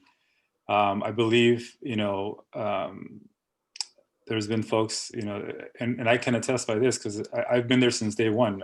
Dave, I know Dave since, and many of the other board members since, you know, way before the leak and during the leak, and I was on site every day. And so I can attest, me and my other colleague, 150 colleagues that were on site every day next to the well, understand the sensitivity that everybody feels because we also were there. We were there trying to do our best to fix it and remediate the issue and bring it forward so we can show, okay, we've done everything we can to make this the safest facility when it's time to use again fully, right? If that were to happen. You know, they installed the fence line monitoring system. There's different systems that we use to monitor the wells, whether it's manual, whether it's through our computer system, whether it's through infrared cameras. And we're doing this about 4 times a day and 24/7 on the monitoring side. You know, so there's been a ton of upgrades that the facility has gotten. We've even gone from gas-powered turbines to electric driven or electric powered turbines to reduce our emissions by 90%. David, And so, you know, we can go on and on. And I know, David, I don't mean to interrupt you, but I want to stay focused on the work being done. I would love for you to come back and answer more questions to, you know, of what's going on up at SoCal and what we've done. But right now I want to stay focused on our agenda item and not deviate. We have 2 more questions and I'm going to have to move on quickly. Hassan, if you have a quick question regarding the work, then please go ahead. If not, we're going to move on. And I know Jason has one last one as well. So Yes. Go ahead, Hassan. All right. Well, thank you, David, for all the explanation. One quick question regarding liabilities. I know you guys going to undertake a pretty major construction work by digging, you know, a pretty big size hole on the side of the street that is very much close to the residential areas. As Helen mentioned, accidents have happened in the past. And my question is, what degree of bonds or liabilities the SoCal is taking in order, if there is an accident, to compensate the folks basically nearby who get impacted by that? I mean, there has to be something in regard to that. And I was wondering, is there such a thing that you guys put like a bond in case there's an accident? There would be funds from that to compensate people who suffer health and other related medical issues, or not? You know, that's a question that I don't know if it would satisfy, but, you know, we do have a claims department that supports residents when, you know, if, you know, they're being impacted. Right here, the only impact that I can see is probably visual and some noise. But when there is, you know, when we do have issues in relation to a project, we make sure that we can accommodate residents that are being impacted. Thank you. Jason, last question. We're going to move on. I'm sorry, I might have missed this part, but the repairs that you're doing are for what reason? Those are problems with those specific areas on the pipeline, or I might have missed. Wait, did you say that already? Yeah, that was the whole presentation. I'm sorry. But yeah, it's okay. So, David, go ahead. So one of the things I'm going to ask of you is, because I know the community has tons of questions, and would you feel free to give your email that they could reach out to you if they have questions, and you can answer the other questions best to your ability? Do you feel Yeah, comfortable with that? that's fine. Because Yeah, I know that there were questions people were asking that had nothing to do with the work being done, and this was the item that we had to discuss. But I know people have other issues they want to bring up and discuss. I mean, can they reach out to you? sure. I mean, that's what we're here for. I mean, we have a whole website dedicated to Aliso Canyon with the history of what we've done. But yeah, I'd be more than happy to respond to questions as well. I mean, the information is out there. I just know that it's sometimes not received well, or maybe they just want to hear from me or from somebody else. But yeah, most of the questions that we get are related to, the leak, what the updates have been done, and the recent activities. So, but yeah, I'd be more than happy to take on the questions. You feel free to either share my email, David, or they can send it to you. You can send it to me. Just answer my question, David. You didn't let him answer just real quick, like a sentence or two. That's all. This is Juan, Jason. So no repairs anticipated at this site. This is to validate inline inspection we performed about maybe 6 months ago. So it's used to validate data that we received from a tool that we ran online.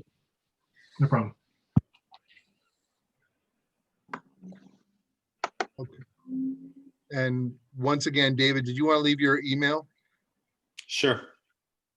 So it's for those that can hear or see, or I'll send it to David. David can also share, but it's D as in David, M as in mother, E as in Eddie, Z as in zebra, A as in Adam, @SoCalGas.com.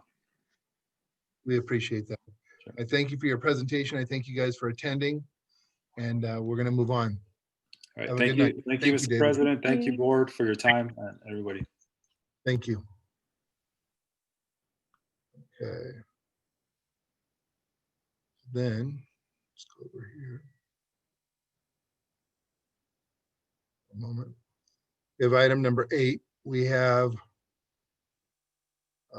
help me here. Excuse me 1 second, everybody. Okay, so we have a presentation by Christina Vega with the Aliso Canyon Disaster Health Study update. Thank you, David. Good evening. My name is Thank you Christina. for being patient. No problem. Thank you, guys. I'm with the Los Angeles County Department of Public Health, and I am the Community Engagement Specialist for the Aliso Canyon Disaster Health Research Study. Thank you for giving me the opportunity to speak today about the Aliso Canyon Disaster and Health Study. David, I would like to ask if we could also have Charlene Contreras promoted to panelist. Absolutely. Thank you. That would be great. Assad? Yes, on it. Thank you. I'm here to make sure you're all aware of the health study progress and of course answer any questions you may have. The Puerto Ranch Neighborhood Council has Aliso Canyon Community Advisory Group representatives who have been giving updates over the past year. Tonight, we wanted to add the opportunity for community members to ask questions and express concerns directly to public health. We also want to make sure that we are hearing from you about your hopes for the health study. I understand that many of you are aware of the Aliso Canyon disaster, but please bear with me as I briefly go over some of the background for those who may not be familiar.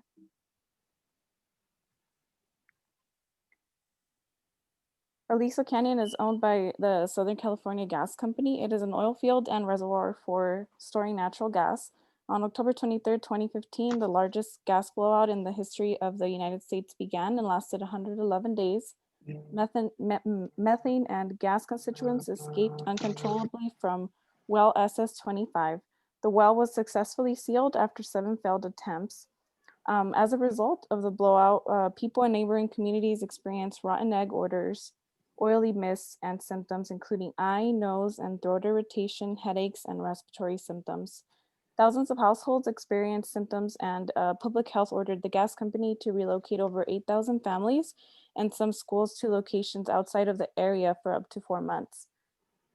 Public health reviewed health-related complaints and environmental data and urged regulators to expand sampling into the community locations, expand testing for more chemicals, and to increase sample collection times. Many residents reported ongoing health problems after returning home and expressed concerns about potential long-term health effects. Public health joined local and state agencies in a lawsuit against the gas company, and on August 8, 2018, we received a settlement for $25 million to conduct a health study. The health research study will examine the short and long-term health impacts of the Aliso Canyon disaster on people living in the surrounding communities. Public health will award the $25 million to selected researchers who will lead the study activities before we solicit researchers. We would like to hear from the community and the experts on their health concerns related to the blowout. Once we identify the health concerns, we can create health study goals and then advertise the goals and the scope of the study to the researchers. Public health convened a panel of 15 nationally renowned experts to guide and oversee this process. We will select research proposals based on responsiveness to the goals, on the value to the community, and of course, the cost.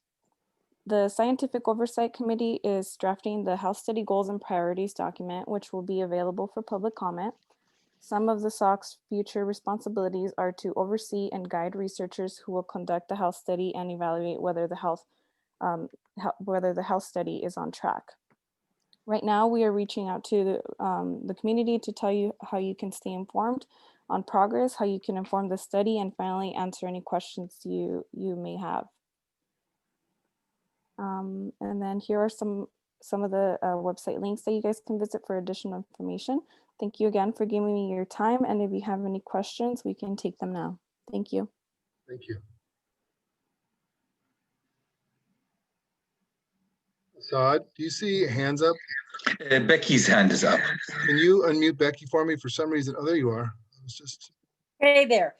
I have a question. What do you think that the possibility is that the gas leak compromised people in the surrounding areas and made them more vulnerable to the COVID virus? Have you guys done research on that? Do you have information on that? No, so this is Charlene. I know Christina had to go on to another meeting, so I'll go ahead and take your questions.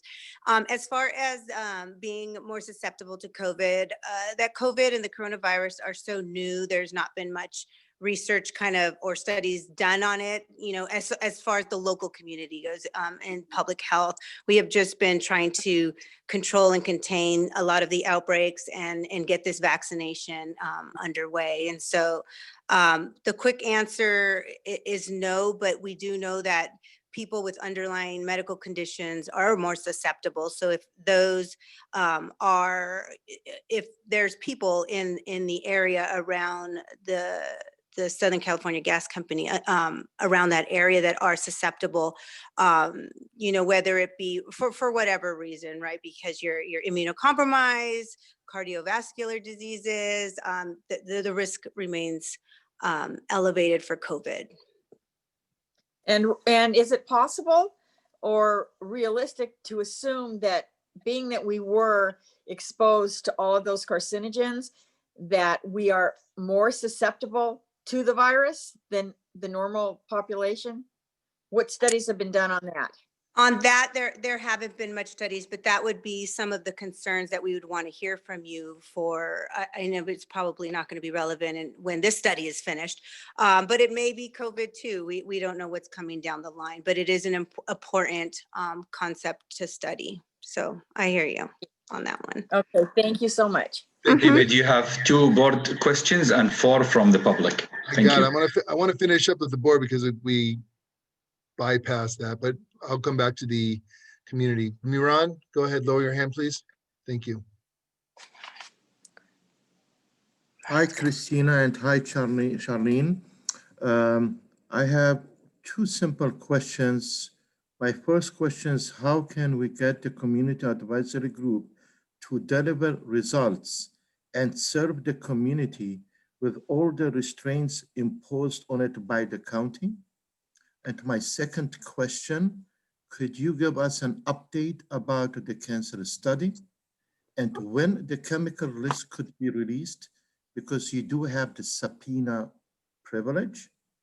And 4, I requested from you yesterday if we can get a breakdown of the 25 million, how it was used for this health study. And finally, what are the next steps? Okay, so there were 5 questions in your 2-part question. Yes. I was counting as well, Miran. Thank you, thank you.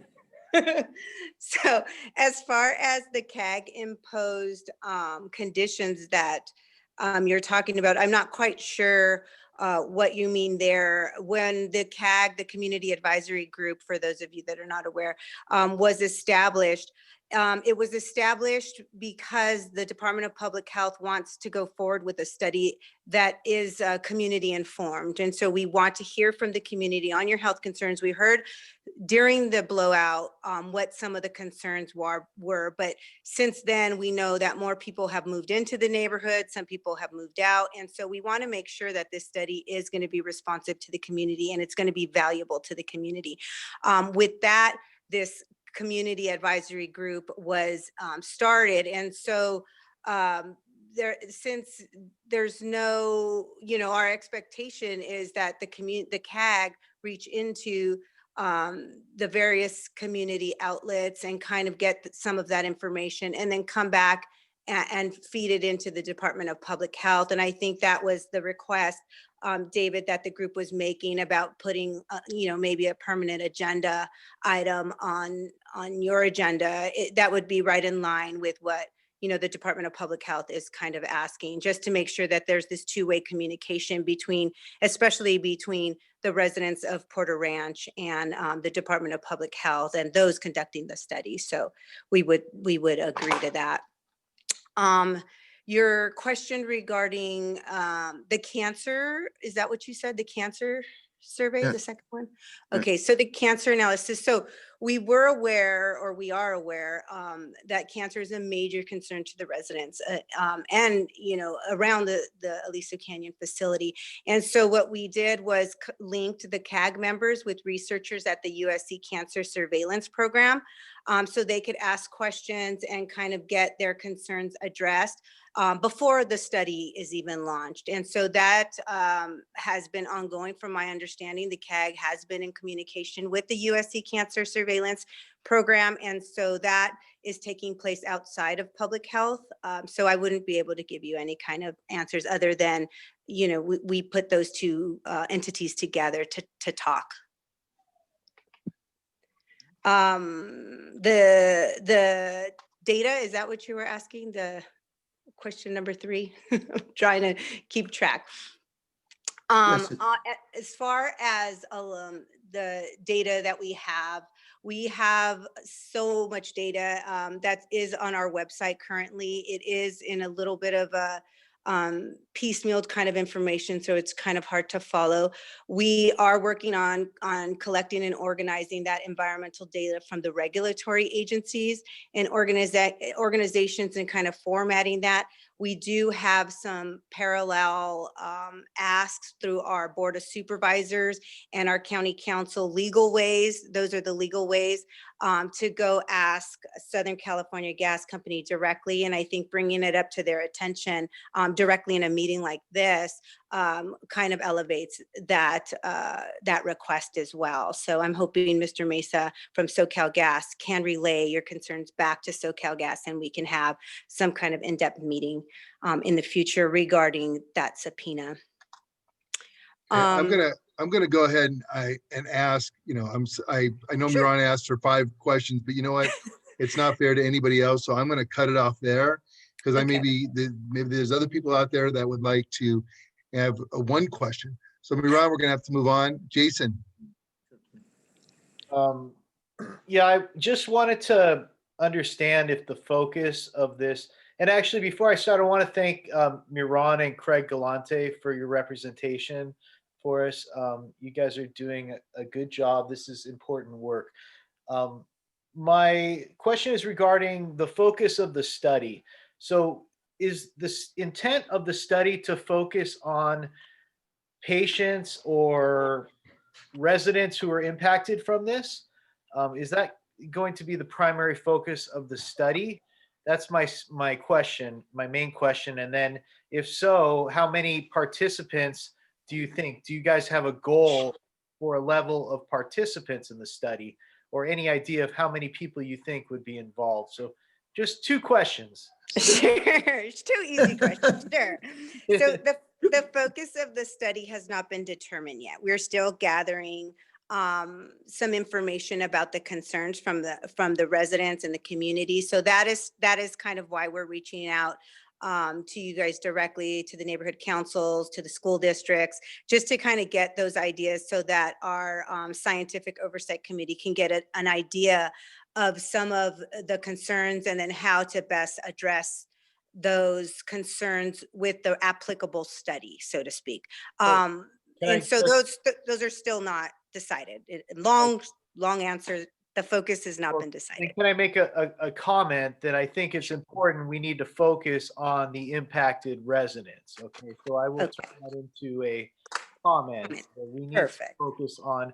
We don't need to look at studies, from Alabama or for whatever. We need to focus on the impacted residents. And so I guess that means you don't really have any idea of how many participants, right? I mean, obviously. No, yeah. So subsequently, we don't know how many So research it's a comment projects. that I'm making. I'm just making a comment that it's very important we focus on the impacted residents in the community, and that's where the money should be spent, in my opinion. Thank you. Thank you, Jason. I'm going to move on to the attendees. I have Andrew Crown, and I'm sure go ahead, Andrew, please. Yeah. Stay within the time, please. Thank you. Actually, if I may change the order a bit, I appreciate you going to me first. I'd actually like to hear, we've heard from Iran, one of your two reps. I'd actually like to hear from, out of respect, from Craig, your other rep, and then I'm gonna go listen. I'm happy to follow up again. Andrew, I'm going in order. So if you have a question, please ask it, or go ahead and forget about it. We don't need to move on. So do you have a question? Respectfully, David. Okay. The board, I'm going to say honestly, this board has seemed to lose a lot of focus on what is probably one of the most important issues ever to face at NC. This is a very important topic. Is this your question or is this a comment? I'm going to move on to Charlene in a minute, but the rushing through this is actually, I'm finding really disrespectful for a very important topic to the entire Porter Ranch and say neighboring communities. And I appreciate your comment, Andrew. So if you have a question, please answer it. To Charlene. Charlene, the stakeholders in Northridge West, the board members of Northridge West, and all of the Porter Ranch stakeholders who participated in that meeting yesterday, were told that specific answers were going to be provided today. Christina Vega fielded a number of questions from the board and stakeholders and committed to those answers today. The chemical list is one. Where are the bins? The radiation testing and more information about the radioactive materials found. So my question, honestly, is really straightforward. The community was told we were going to have answers today. And so where are those answers? And if you don't have them, then the question is, did Christina Vega relay those to yourself, to Katie Butler, to Paul Simon, to whoever she needed to get answers to fulfill the commitment that she made yesterday? Thank you. Sure. Thank you for your question, Andrew. Yes. And so the questions that were asked yesterday are the same questions that are being asked here today. And they're the same questions that have been asked on a couple of meetings. And so as we're trying to put the answers together on the website so that the community can have them written down in a place so that's easily accessible to them, that's what's causing us, some time as we're going meeting to meeting to meeting. we're answering the questions verbally, and it's not fair to those that don't attend the meeting or have to hear it secondhand. And so that's where we are. As far as the chemical list, the same answer exists that I gave this group today. So please bear with us. I know we've been asked these questions over and over again, but we're just trying to get them in a written form. Like I said, that's easily accessible to all community members. Well, Charlene, respectfully, these meetings at all these neighborhood councils are recorded and posted. So I hear what your intent, but if you were not informed that these meetings are recorded and available 24 hours a day to all stakeholders, then you were misinformed. And this is seemingly just another attempt to not legitimately answer questions that, as you indicate correctly, you have been asked, you, the department, have been asked for months. And the reason they're still being asked is because they are not being directly answered. 2 minutes. And that's the issue that you're hearing again Thank you, from Assad. the stakeholders and from board members at these varying councils. Thank you for your comment. We're going to move on. And now I'm going to ask for Craig, because Andrew was kind enough to bring Craig in. Craig, I'm going to go ahead and ask you to unmute yourself, please. Thank you, David. Thank you, Charlene, for being here tonight. So Charlene, I have two questions. There's many, but I have two. You mentioned the procuring of the chemical list from the gas company, and you used the word subpoena, but you didn't make it clear. Has the county or DPH, who has full authority in which to use subpoena, has exercised that option to get this most needed information? My second question is, the bins that are on site, that have been on site for 5 years, recently it was discovered that polonium-210 was found in these bins. This is a very dangerous radioactive chemical. What has DPH done to understand what radiation may have emanated from this field into the community? Because as I'm sure you would agree, radiation exposures would be critically important for the health study. So awareness of that now would also help the community as well as guide the health study. So subpoena and the radiation, please. Sure. So the Department of Public Health has not subpoenaed the Southern California Gas Company. However, Craig and many of the other CAG members have met with Supervisor Barger and asked for that subpoena to come through her office and through County Council. So that information is at the district level, and DPH is not aware of any movement on that process. It doesn't mean that it's not happening. It's just DPH is not aware of it currently. As far as the radiation goes in the bins, I think Mr. Mesa from SoCal Gas did answer that question. From what he knew, we did test those bins, and we did test them for an extensive amount of chemicals, radiation included, and that report is being worked on right now by our radiation management program within the Department of Public Health, and they will release that report shortly. And shortly, I mean within the next week and a half.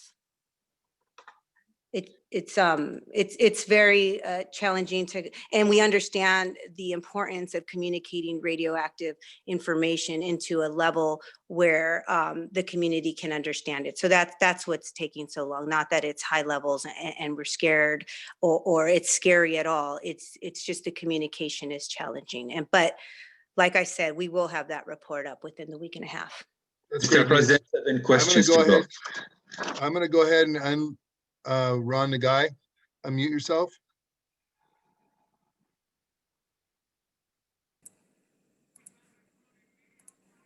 Ron Nagai. Ron, did you have a question? Hello. Hello, Ron. Good evening. Yeah, no, I didn't have a question. I think it got answered. Thank you. Thank you very much. Helen, please go unmute yourself. Hi, I did have question actually, but I know I'm not going to get answered with this attitude. I just have one question. Do you guys realize how insulting you are to our community? Do you realize that? Or you're clueless to that too.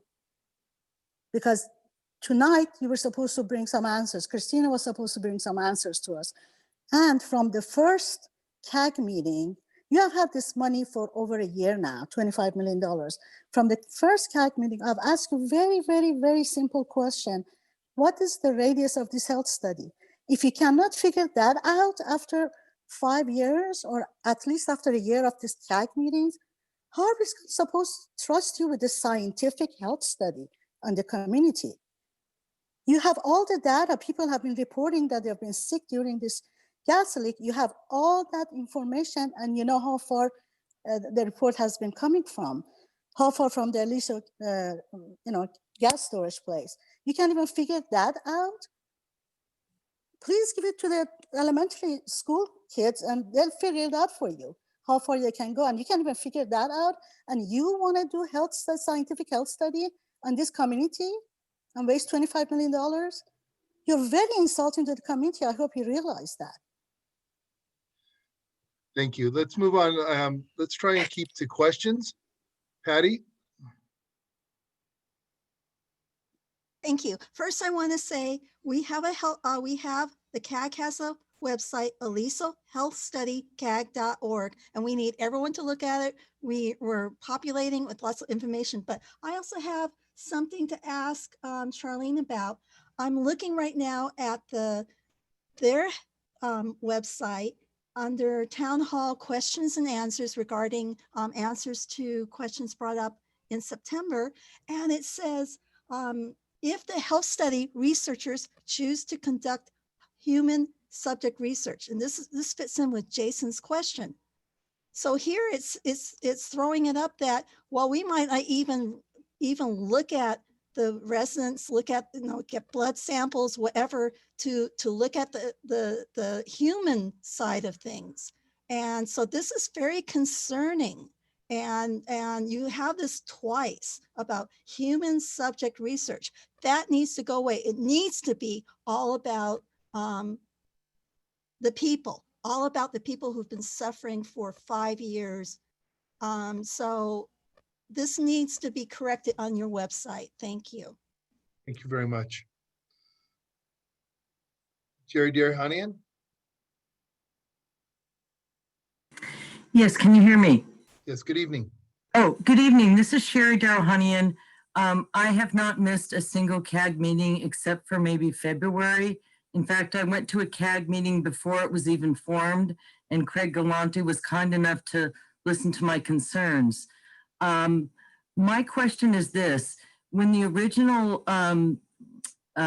survey results came out and only 8.8% of Porter Ranch residents were polled, and the community was in an uproar, you decided to reopen the survey and give Porter Ranch Ground Zero residents more opportunity to answer your survey.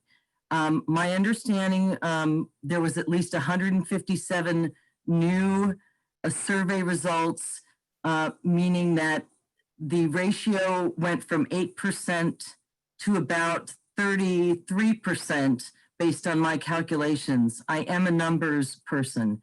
So now that you finally have results of 157 new Porter Ranch residents added to your 400 sample size, when are you going to take that survey and release the updated results and have an actual ground zero point of view where the Porter Ranch residents' concerns, who I personally lived a block from SoCal Gas's entrance, and my children went to school and ran the mile during that time. So I have grave, grave concerns about their health and their future health. So when are you going to release the updated survey results? So the survey results, I believe those of the phone, those that were done on the phone have been analyzed. The contractor is now working on analyzing those that were taken online. I'm not quite sure. I would have to check back with him, but it shouldn't take too long because there was a lot of questions and a lot of residents that replied. So that is great news, that we'll be able to capture some of those concerns. And as we go out additionally, getting different people's feedback and comments, we're also taking those into consideration as well and listening to those. So as far as, a long answer to your short question, we're working with him to analyze them. We're hoping before Christmas. Thank you. Brian? Okay, I'll try and make this as short as possible. It's one basic question, a little bit of background. The DPH has every right to voice their thoughts, to bring their attention to the public, to ask the public to communicate with them, et cetera, et cetera. Have no problem with that. However, I do have a problem with the fact that DPH did not mention to the CAG that they were going to do this. I think that was insulting and improper. So when you do present, as Christina did tonight, and Charlene, you know who I am. I'm Brian Allen. I'm with Granada Hills. I am Granada Hills North representative on the CAG. When you do present information and you do not share all the issues and all the concerns to the public, you are misleading the public. So my question to you is, why is it that you didn't, why Christina or you or anyone from DPH, why didn't you share all of the concerns? Why didn't you share the fact that the CAG has problems with DPH, that we are at odds at the moment, that the CAG does not support the health study as it is right now? Why don't you share that information with the public? I think the public needs to know, because you want the public to understand what's going on. You want the public to support you. You want the public to trust you, but you aren't being honest with the public. So I throw that out and I ask you the question, why is it that DPH is not being honest and out front with the public so that the public understands what's going on? Sure. Thank you, Brian. So we did, and I'm going to correct you on a lot of different notices. We did send out an email to the CAG letting them know that we were going to the neighborhood council. So maybe you missed that email. I'm not quite sure. What we're doing and now is relaying the same information that we had assumed that the CAG was already relaying. So if there is contention or some kind of concern that the CAG has with a study that has not been developed yet and the focus have not been developed yet, then those issues and those concerns, I guess, should go to the public, to your neighborhood council, and then relayed back. But what I'm confused about is, when you say we don't agree with the study, but we haven't developed a study yet. And so that's in response to my comment, or that's the response to your comment. Thank you. You're on mute. Yeah. Unmute. There. I'm going to take these last two questions and we're going to try and wrap this up. Kelly Brown. Kelly Brown, please be quick. Can you hear me? Yes, go ahead. Kelly, please unmute yourself. Thank you. You're right here. Okay, can you hear me now? Okay, so Charlene, I have to correct you, because what DPH is reporting on their website is that they didn't find any positive contamination results in the indoor air testing of residents' homes. And that's wrong, because Katie Butler handed me positive test results for our house. And when I looked at her and I said, oh my God, is this why my mom is sick? She couldn't even respond. Several months later, we got a diagnosis of cancer. When I reported it to Department of Public Health, they didn't even respond to me. Then I reported to them the 23 names of people who also had multiple myeloma cancer, and I never heard from DPH ever again. So there is a level of distrust here. There is a lot of concern when DPH is taking test results that are diluted and not at the right numbers and allowing children to go trick-or-treating during Halloween when that gas was so high. It is really concerning to all of us, and it is disrespectful to us. Look, you have no idea. I would love to come and talk to this board and tell you what I have been through. You have no idea the people that have contacted me and what has really gone on. But Craig, Andrew, Brian, I'm telling you, we are in the trenches, and it is your obligation. The health departments, and David, if you're going to be president, you better educate yourself fast, because polonium-210 is the most dangerous substance known to man. There is uranium in our hair. More people don't know because DPH didn't do testing beyond what Dr. Michael Jarrett at UCLA had done. So it was like contained. Well, if they don't know, then they don't know. I got to tell you right now, my dad's DNA is mutated. What is the DNA of the little girl who's 7 years old? Are her reproduction genes gone? Like, think about this, you guys. This is a big deal. So Charlene, we demand that you get that chemical list. When we've asked on the last several calls, I'm not even on the CAG committee, but I have sat there, I've talked to Dr. Davis, I've talked to Dr. Simon, and no one is coming back and saying what that cancer result is saying. Nobody. Why? Dr. Davis signed my mother's death certificate. Why is there no chemical list? We know already what was found in the homes. Give it to the people. There should be a medical plan of care. And David, Porter Ranch should be on Notify LA. They should, those residents have the right to know when there is a release of gas. The way this went down was shocking, shocking. If they are telling people not to have cell phones on at the well site, well, it wasn't a leak, it was a blowout. What do you think happened in my parents' house when the fire alarms were going off and I arrived on scene and the whole house is engulfed in smoke and carbon monoxide? You have to know, David, what you are talking about. Just so you know, talking about it, just so you know, I've been here since the onset of it. I was on the Porter Ranch Neighborhood Council. I've gone to Sacramento. I've fought for this people. I've held the very first, just so you know, the very first community outpour, bringing people to this community, the 2,700 people at Shepherd of the Hills Church. I brought them because of my concern for this community. So I'm well aware of this. So, good. I'm glad. So now there needs to be a plan. We need to have Notify LA so people know when there's a gas leak. Nobody knows. SoCal Gas is not reporting it.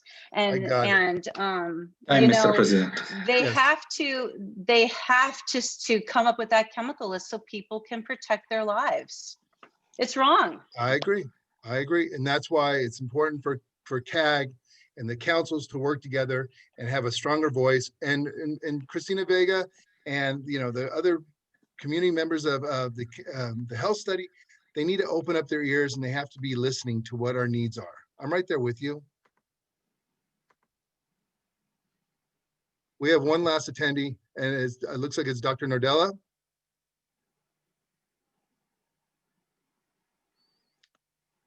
Would you please unmute yourself? Thank you.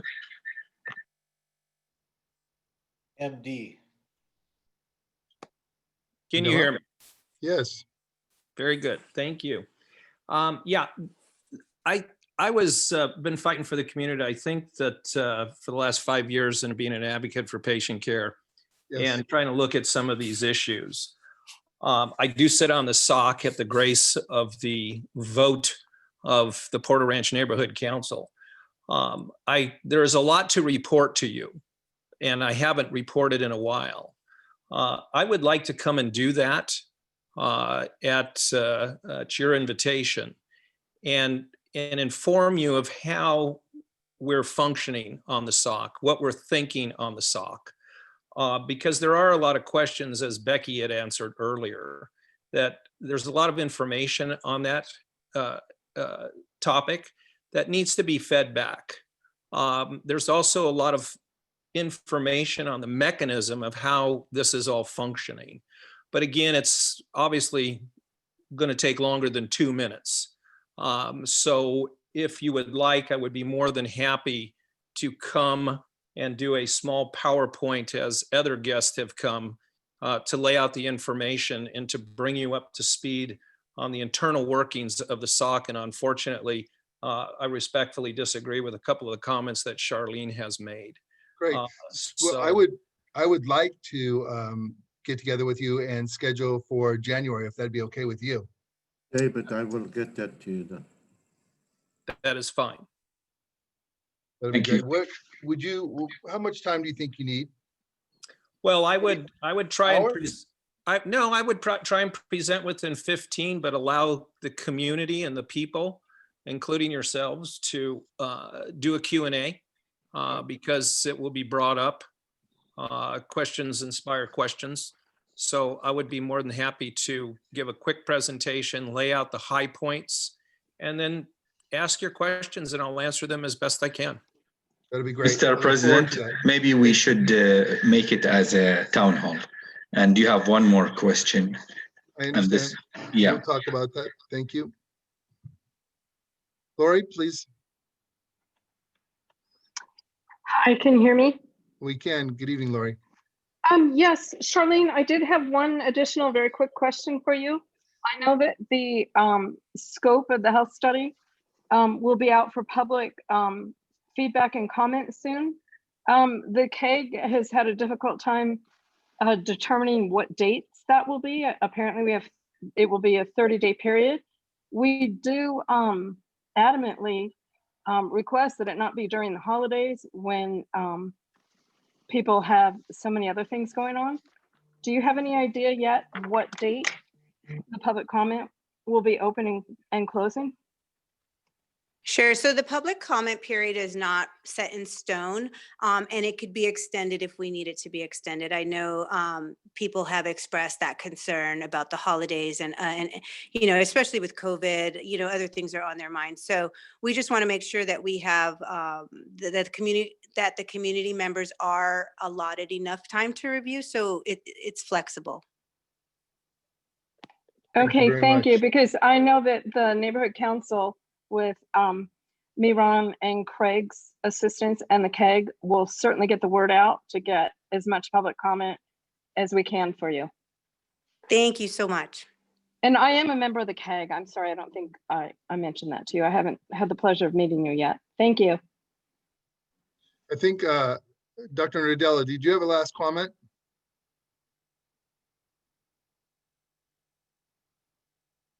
Maybe we didn't take Yes, I would just make sure before the community inputs upon this document that's being produced to you, that you allow me to do the presentation. Absolutely. Absolutely. So we're looking forward to that. Thank you. I have a board. Let's seriously, we really need to wrap this up. Miran, do you have a comment or question? No, first of all, thank you, David, and thank you, everyone.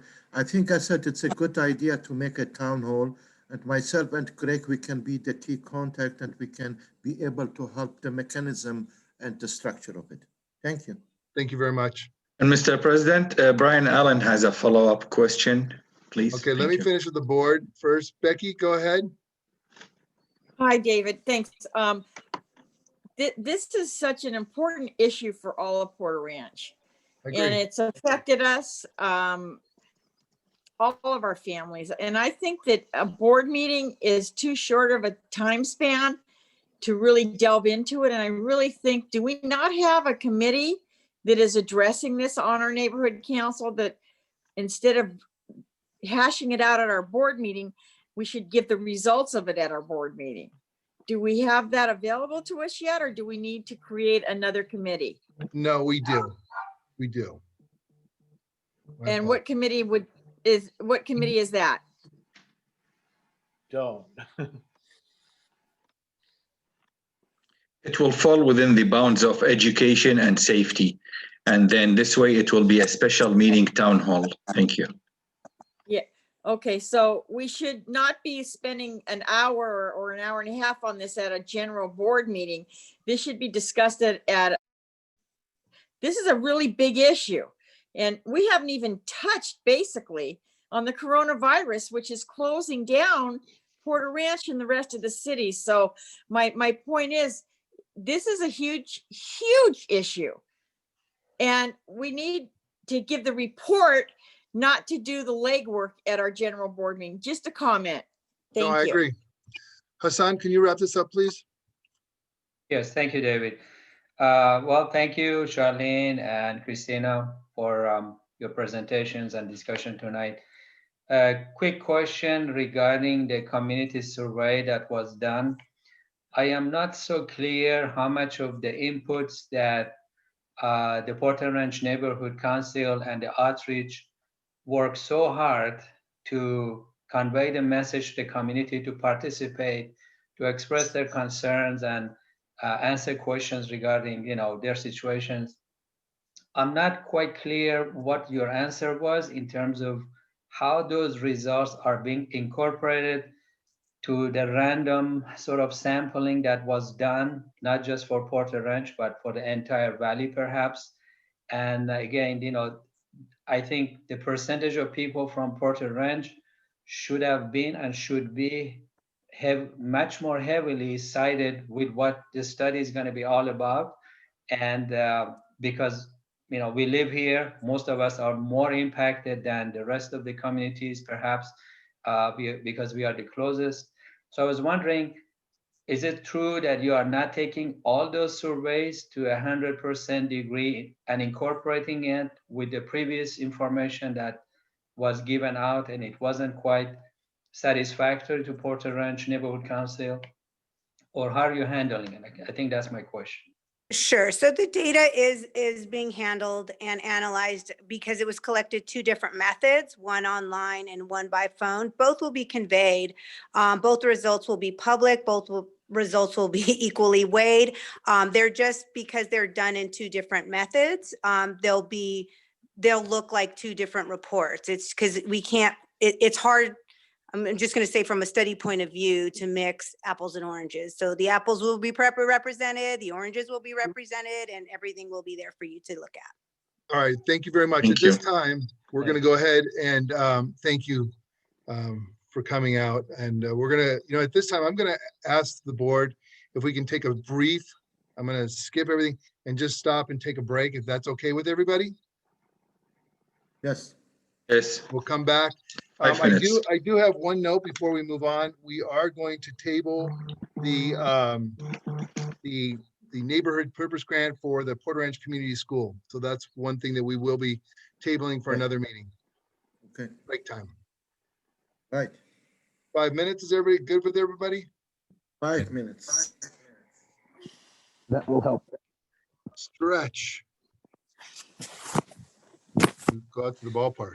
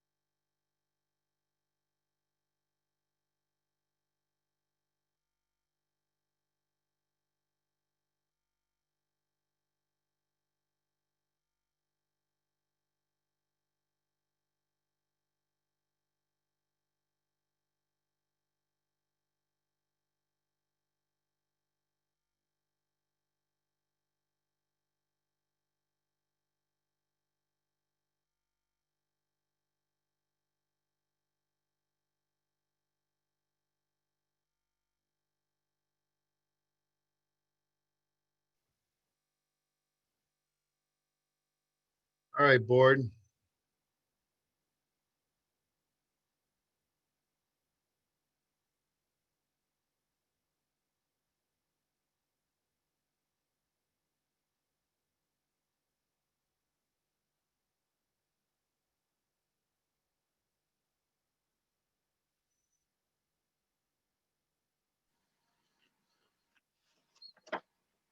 What are you eating, Assad? Lunch. You know, I'm waiting for everybody to come back, but I had what do you know? I had one of those flans. And I was thinking about you when you Good for you. You can get me one. You want to get the PowerPoint up ready? We're way behind schedule. I know. I'm ready. I said, are you eating? My lunch. Okay. Oh. CIS time, let's go. Yes, let's go. Pull it Hassan? up. Pull it on the Hassan? screen. Get it up on the I'm- screen. Hassan, this is the community impact, Hassan? Miran, you want to start? No, where is Hassan? There he is. Almost there. Hold on. Yeah. دقيقة خليه هو يعمل. Hi, Mark. We're almost wearing the same shirts. Mine is as blue as yours, but somehow under this light, it comes different. Ah. Mark. Sorry, Mark. You're looking good, Mark. I told him what to wear. That's why. This is like hazing for Mark. I know. Of course, the best looking of all is Gabriel. There you go. Hey, look at it this way. Yeah. We're the only Come two here. dressed up with ties. We're the only one who are. Yeah. Okay, let's move on. Hassan, are you there? Hassan? I don't think he's back. Okay, Give me one Miran, second. we need to move forward. So you want to Yeah, start Miran. with the community I'm impact here. statement? I'm here. Oh, yeah, here is Hassan. He's Yes. here. Hassan. He's here. Go ahead. Sorry. Go. Right. All right. So this Francis, get motion, online, please. Thank you. the motion is to approve a CIS, which was attached to the Hassan motion. speaking, I can't hear him. Can you hear me? I can hear him. Yeah, go ahead. We can hear you. Thank you. This motion is to basically approve a CIS, which was attached to the agenda. Yep. In conjunction with Council File 190604, which is for car idling, to express PRNC support in raising awareness of the need to turn off parked cars as is reasonable. Sorry, but does not support an ordinance to outright banning idling. The PRNC therefore calls on LA City Council to support, if amended, Councilman Paul Cortez motion, if amended, to only fund a serious educational campaign without implementing an ordinance that would ban idling. That's the motion. Okay. Do we A have any? second. Thank you. Do we have any comments from the board? Jason? Okay. I read through the letter and, unfortunately we can't work on this beforehand because there's only 3 people that can work on this letter, but I have some suggestions to improve the letter. I support the letter, but I don't know if we want to go through all that right now. We're really short on time. But The letter was already altered they redid the letter, Yeah. Brandy, and they added it. I mean, you could have added it before. No, I couldn't have. No. Well, if I could explain. No, This is I a understand. I read it. It's a great letter. I just want to suggest a couple things, but if we can just vote on it as is, but I think there's some important things that you could address at the end, the last 2 to 3 paragraphs. But if the board just wants to call the vote, then I'm okay with that. Do we want to, so you're requesting a motion to amend them? Do you want to amend the motion? I'll just read really quickly what I would suggest at the last part of it. The letter's not up on the screen, which would be helpful, I think, if we It could. was, no, it did, then it I'll wasn't. just read it though. So I'm talking about the last paragraph, the third to last paragraph. Just to make it stronger, you say, therefore, we believe an ordinance, and then you said could have a unique impact on our, I think it would be better to say, therefore, we believe such an ordinance would continue our leadership, in other words, the city's leadership in addressing the primary impact of poor air quality. I think that's a better way to say it. And then I think that it's important to note that this is not through enforcement, but through education to impact behavior. And that's really important to stress, because we're not going to be able to enforce this kind of emotion. We're trying to educate people. And the other thing that Brandy brought up was that there are other reasons people might be idling in their cars. And so I think it's important in the last paragraph to say that further, there are other reasons people might need to keep their cars idling, and that we are recommending a reasonability standard here, because you can't regulate out of it. So Jason, that's all. sorry to interrupt, but And then all one those- last thing before, let me just finish. You should also have the president's signature on here on this. Right now, you just have Hassan and Miran, but you should add David as President Pro Tem on this letter. So that's it. I don't care either way. I will support this letter, but I did have those suggestions. That's it. Thank you. Thank you. Becky? You know what?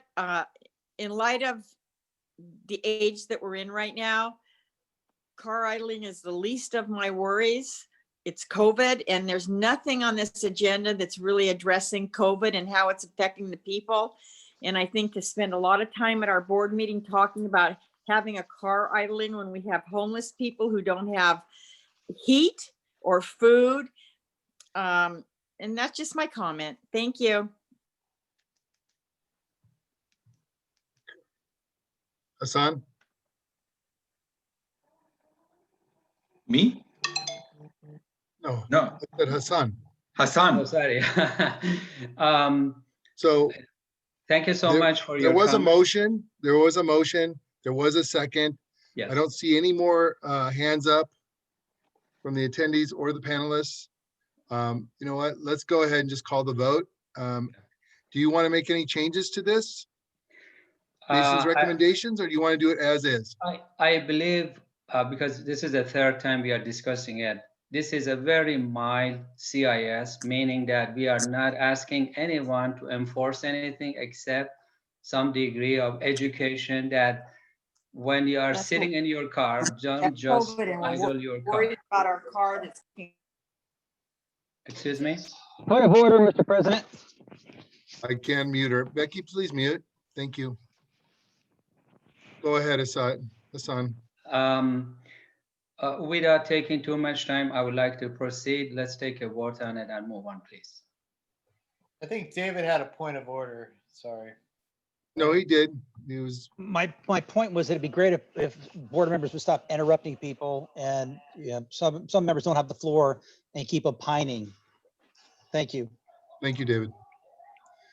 Yeah, one moment. We have one more hand up. Becky?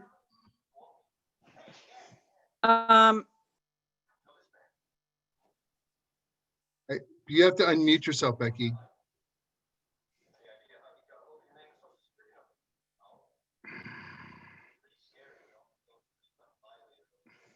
I didn't, Becky, we didn't hear you.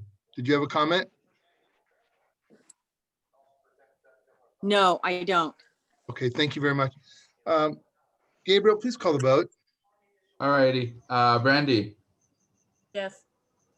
Hassan, Yes. Mark, Yes. Jason, Yes. Miran, Yes. Becky, I can't hear you. Really? Okay, no. Thank you. David Lasher, Yes. Lori. Lori's absent. That's right. Assad, Yes. David Balin, Yes. Gabriel, yes, motion passes. All right, let's move on to item number 10. It's a discussion and possible action to send a letter to Councilman John Lee regarding the pending ongoing safety issues in Porter Ranch. Get it up. The letter, everybody can see it.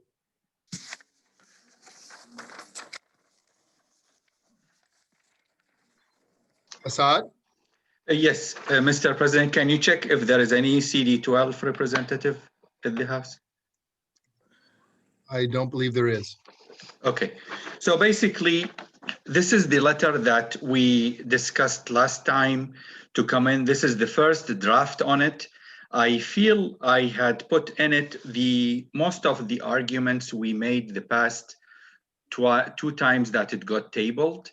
This is a draft. I believe it's addressing all the issue, and I'm hoping that the board would take it as is. I'm open, of course, to modifications, and there is sort of urgency to get it out to our councilmen, but I'm hoping that you accept it as is. Thank you. Board? Becky? I don't have, I tried to pull the letter up off of the, on our website, and I was not able to review it. And I don't see it now. Where can I see the letter? It's on item C. You can pull it up from two different areas on our website. Either you can go through the calendar by clicking on the date, which is today's date, I or did, you can, and it okay. wouldn't let me do it. Or you Or can click on, meetings. or you can click on meetings. Mr. And I President. did. Was everybody link- else able, David, can I just finish? Was Yes. everybody else able to get it, or maybe it's just me?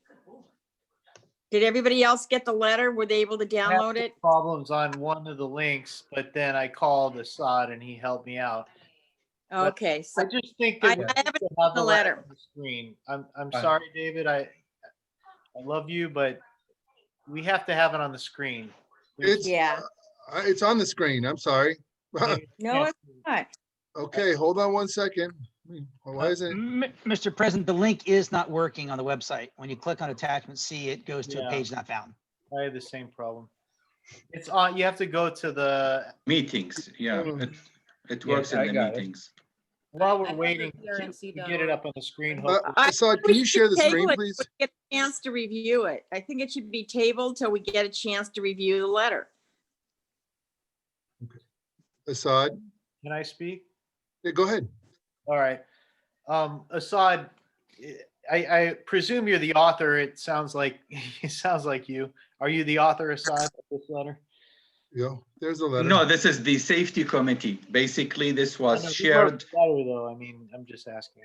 Okay, so it's cut and paste from the presentations we had the last time as the safety committee, David, Gabriel, and myself. Okay. And this was transmitted back and forth as the safety committee. I'm just wondering who wrote the letter, but that's fine. It doesn't matter. I'm on the third paragraph there, right where it says right after our. Yes. You're good there. Okay.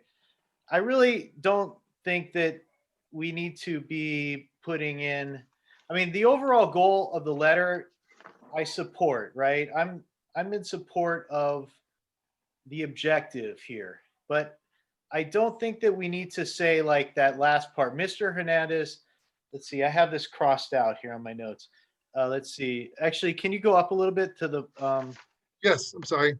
I was, the second Becky, you're paragraph. absolutely correct. For some reason, Thank you. on that, Thank you, David. This is so much better. Okay, cool. All right. So the second paragraph, well, it starts with PRNC Safety Committee, and then go to the last sentence. It says, or actually where it says you and your staff were invited, but elected not to join us that day. Yes. I just don't like the tone of that. I really don't like it. I'm sorry. You know, Assad, I totally support what you're doing, but I really just don't think, I think we should just really because as a board, we should all be on board with the language of this. So I really don't. Right. So I'm welcome to Hold on. suggestion. I'm showing the frustration that 3 members I of this appreciate board. that. No, I know. Believe me, Assad, I know your frustration. We talk all the time, but so as we continue, the next sentence I don't like either, where it says, we all as a team are ready to proceed with the plan. However, CD12 absence is preventing us from moving forward. So I don't like that sentence. I don't agree with Okay, it. Jason. So CD12 representative, would you like to answer us, please? But wait, hold on. Let me just get through all my points, and then, so if you make like notes, then we'll go from there. But what I think would be better is instead of saying that, I think we should say, I wrote down here, PRNC would like to work with CD12. Can't hear anyone. Is it me or in general? Can you guys hear me okay? Yes. Jason?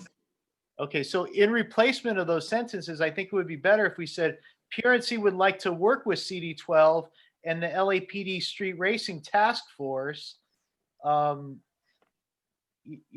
then period. You could just leave it at that.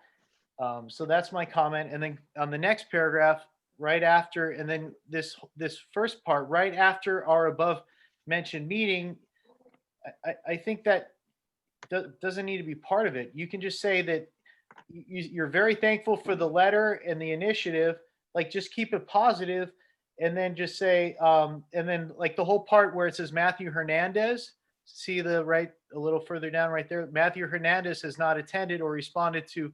I think that is really not, whether it's true or not, I mean, I'm not disputing that it's not true, but I just don't think it's something that we should be putting in a letter. I think we should just be asking them what we want and focusing on that. And I think that will get you to the end result that we all want, rather than, having the letter be taken. Okay, Jason, may I respond?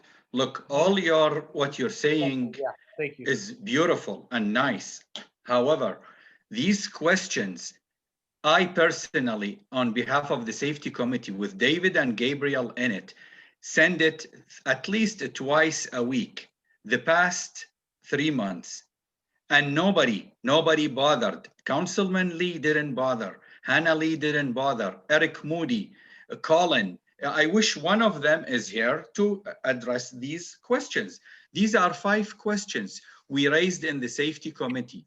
We emailed it to them.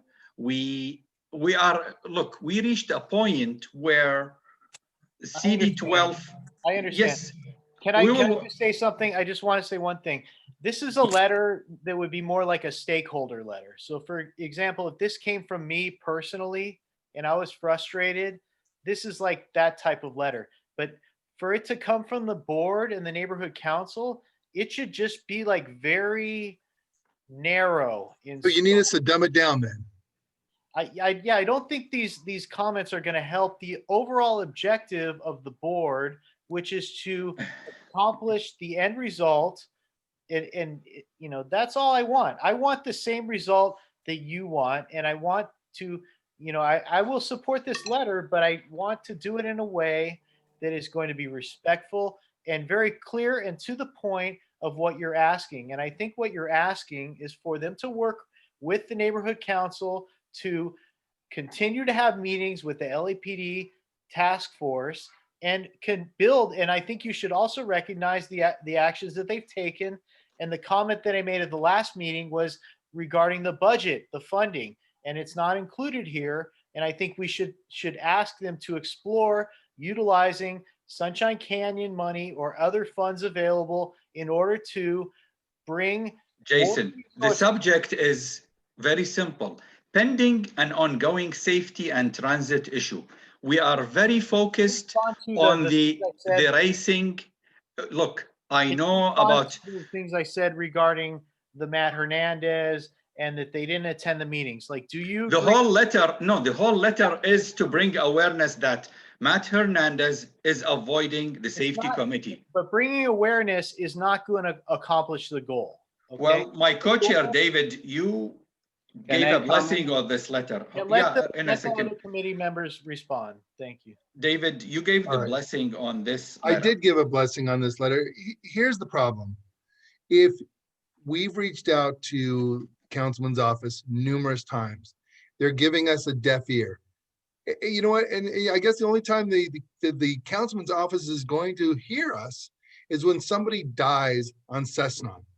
And then we can be nice about it. Because it's not that big of a deal. This is an important letter, and I agree with Jason.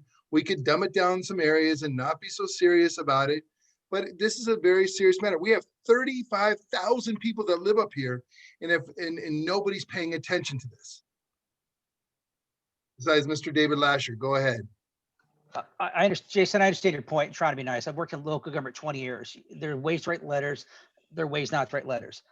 But the first time we have begged them for this information, and their inaction is just remarkable. My neighbor was struck and killed 20 feet from my door. They won't even put a crosswalk near here.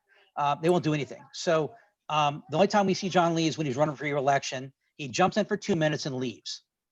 I love Colin. I think he's great, but the office in general is not responding. And I don't know why we're continuing to play nice. I like the letter. Is it stern? Is it, yeah. But I think we're at that point. I'm sick of asking for the same thing for month after month after month. It's ridiculous. Thank you.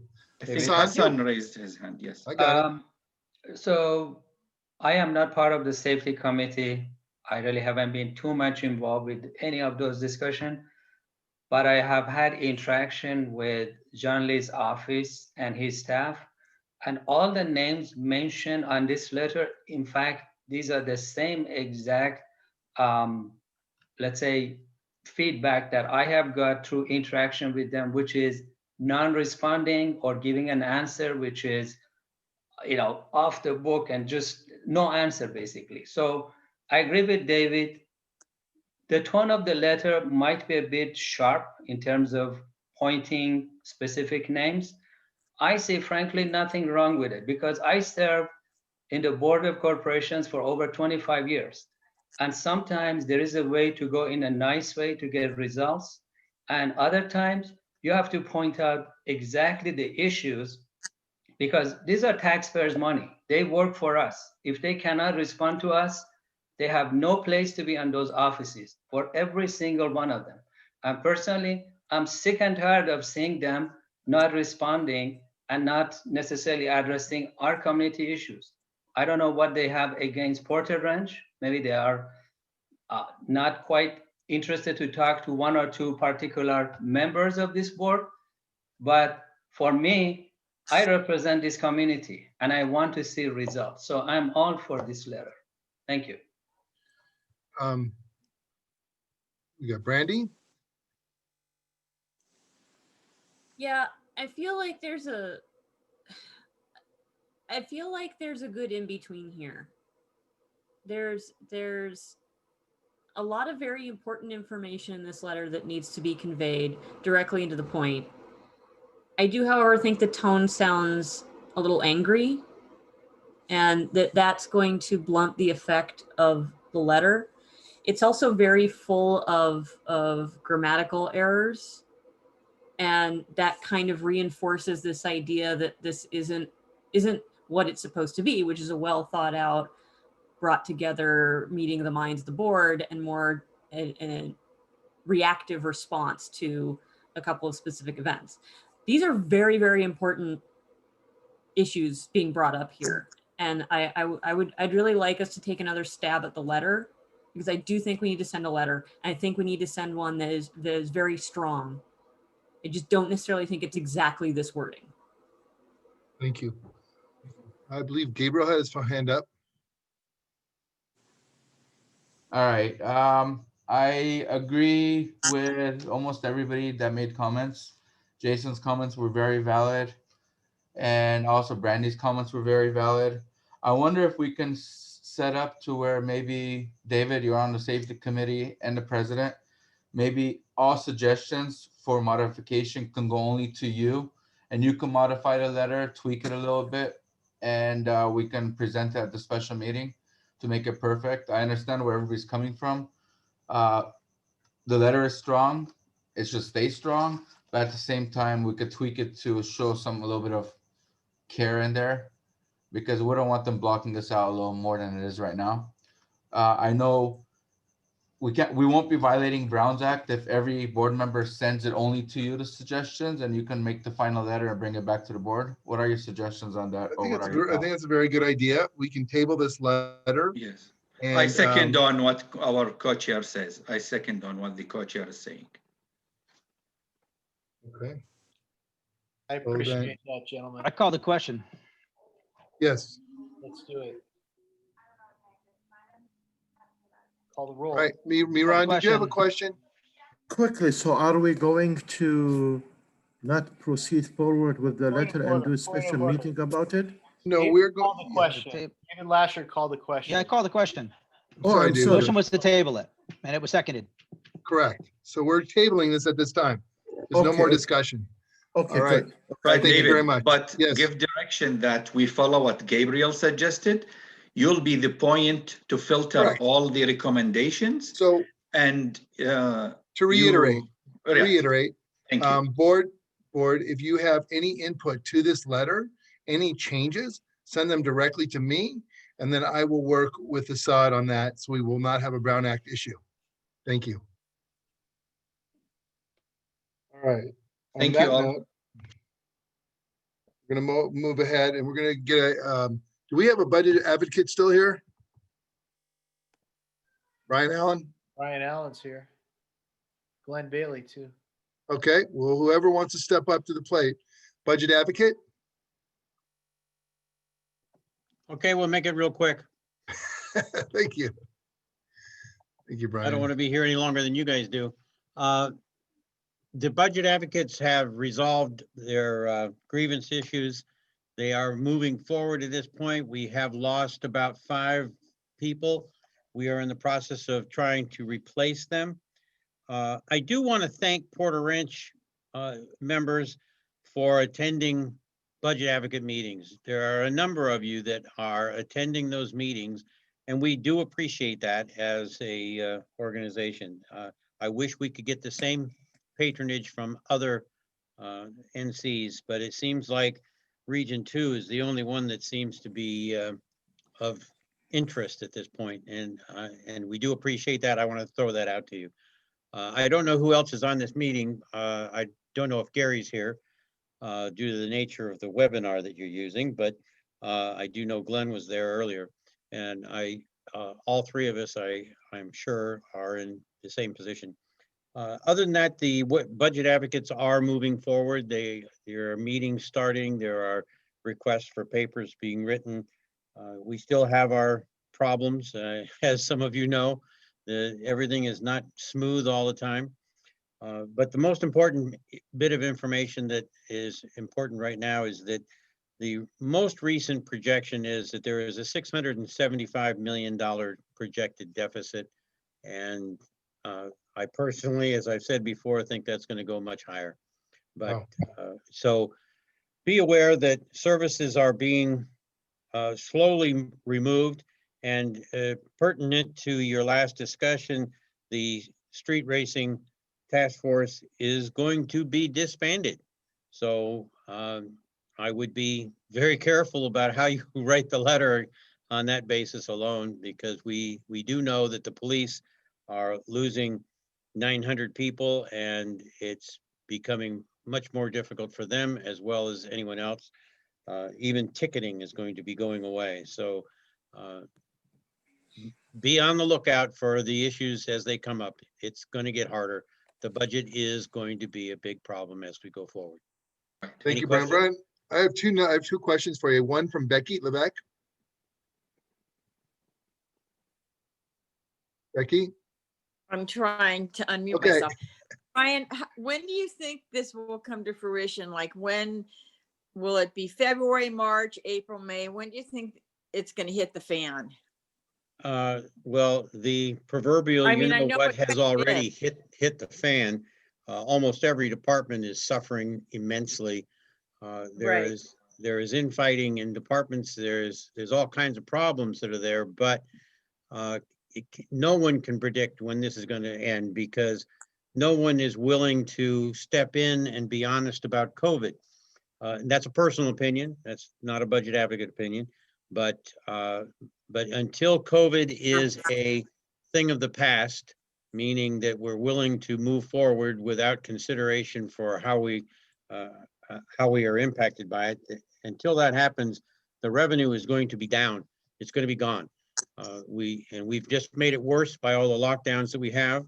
And if you look around, you'll see a lot of businesses going out of business, and that's just going to make it worse. So no answer to your question. It's going to be sometime in the future, and we can't tell you when.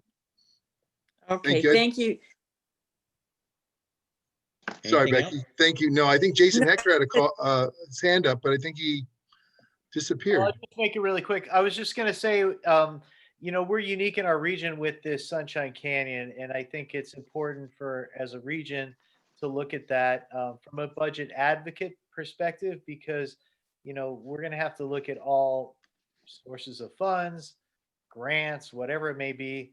And I know what money they have up there, and it's something that budget advocates or Region 2 budget advocates could look at. And I hope that we can have a meeting, a regional meeting like you've talked about. You know, we're active in Porter Ranch, so I thank you for acknowledging, and I acknowledge the other board members participating on those meetings. I know many of you were on the last meeting we had just a couple days ago.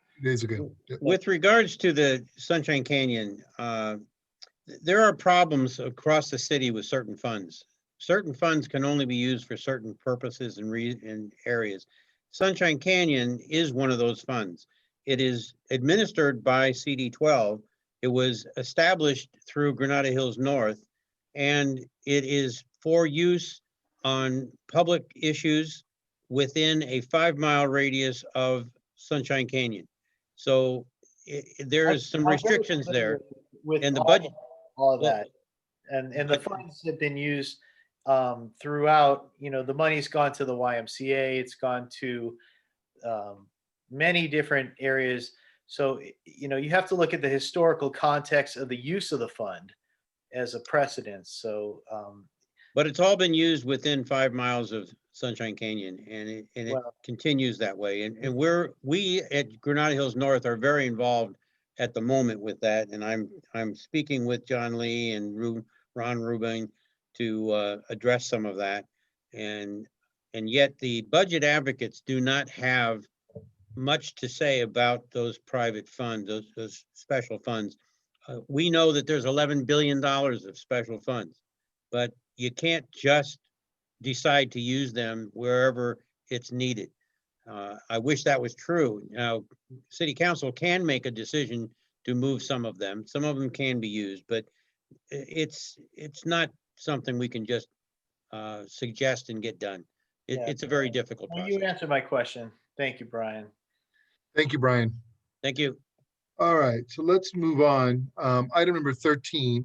Item number 12, once again, to reiterate, we did table that. That was the MPG from the Porter Ranch Neighborhood School. So we're tabling that one tonight. And then moving on to 13, board member updates and committee reports. You want me to start with safety, Mr. President? Please be my guest. On in there. All right, so I'll try to make it very quick because we're behind schedule. So the major issue that we've been dealing with, you, myself, and the community, and we got David Lasher involved, is the Freeway 118 Amigo and Rinaldi. Apparently, the contractor is not going per plan, and the designer within Caltrans is trying to mitigate and do redesign quickly to follow some of the direction that they got from email from David Lasher, from the community, and hopefully that intersection will be given to rest. Just to remind you, it's a state jurisdiction, so the city, CD12, us, we can discuss, we can plea, but it doesn't mean they're gonna listen to us. Also, David and myself, David, my co-chair, we were working with the restaurant owners to establish the COVID-19 compliance list from the safety perspective. And this way we were figuring to at least establish a list that we could walk with to reach out to President Martinez to help these restaurants in our Porter Ranch, not only in Porter Ranch, but we're gonna try to take it beyond to the CD12 and the Los Angeles as a whole. I, for one, have a lot of colleagues, restaurant owners are, dying, and they are, eating their savings. And this way we will bring it from the safety perspective, and we'll keep you posted on whatever we're gonna come out with. Also within CPAP, David and I are working, trying to get the CSUN student, homeless students into safe, into safe environment, safe boarding, and this way keep them protected. Also, we're working very close with the LAPD Devonshire to get the traffic issues resolved, and they've been great. The Captain Neiman has been great, and there was a lot of traffic busts. I'm sure there is a lot we're missing, but at least some I can bring you the positive, and we will try to fix the other ones. Also, we're getting data requests to expedite the Wilbur and Rinaldi construction. We're getting some resistance from LADOT, but Valley Traffic is helping David Lasher with these numbers. And hopefully that will give us a more edge on getting that one moving quickly. I'm trying to get more into the air monitoring data. And I believe the ad hoc, we will be having some air monitoring system background, and we will try to get those your way and for feedback. And hopefully along the line, these air monitoring would be established on utilizing a city existing infrastructure.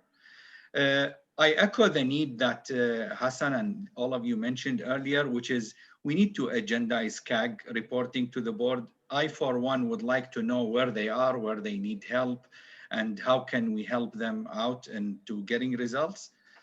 The one item I feel we are missing is we have not addressed at all any agenda item to discuss the media policy. The media policy is very important. Everybody, other neighborhood council is discussing it.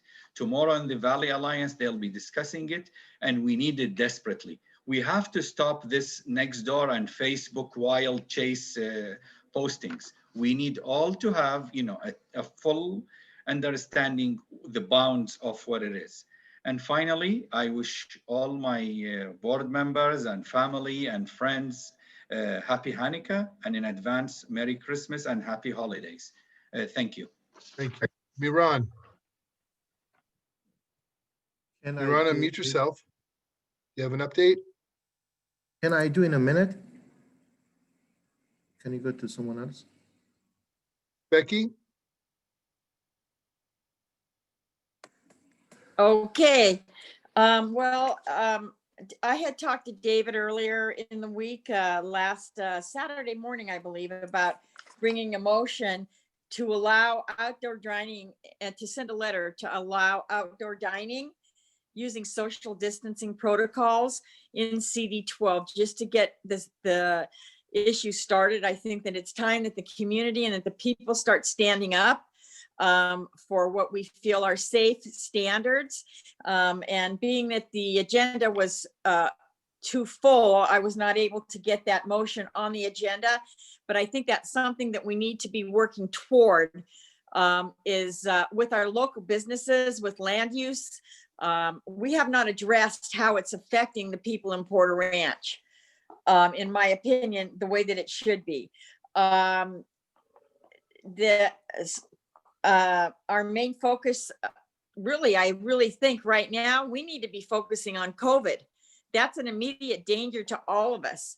A lot of the other issues that we've discussed are very important, serious issues, in my opinion. But right now, this is a life and death situation, which could be instantaneous. I know myself today, I had a young 14-year-old girl who's a very close friend of the family commit suicide because she stays at home because her mother has to work. I'm devastated. And also I've had 8 people that I know come up with COVID in the last week, and we barely discussed this in our meeting. And I think that we kind of need to focus on it. The other thing is the boxes. No one's even mentioned that during this meeting, all of the utility boxes. And I have a question. I want to know how long we have to look at those boxes. That's my question. And as far as the prior person who spoke before me, we have a homeless committee, do we not? And why are we not engaging the community? Why is it just 3 people making all of the decisions for the homeless committee? And when we talk about the traffic light on the 118, are we talking to the state or are we talking to the city? Because both entities are involved at that intersection.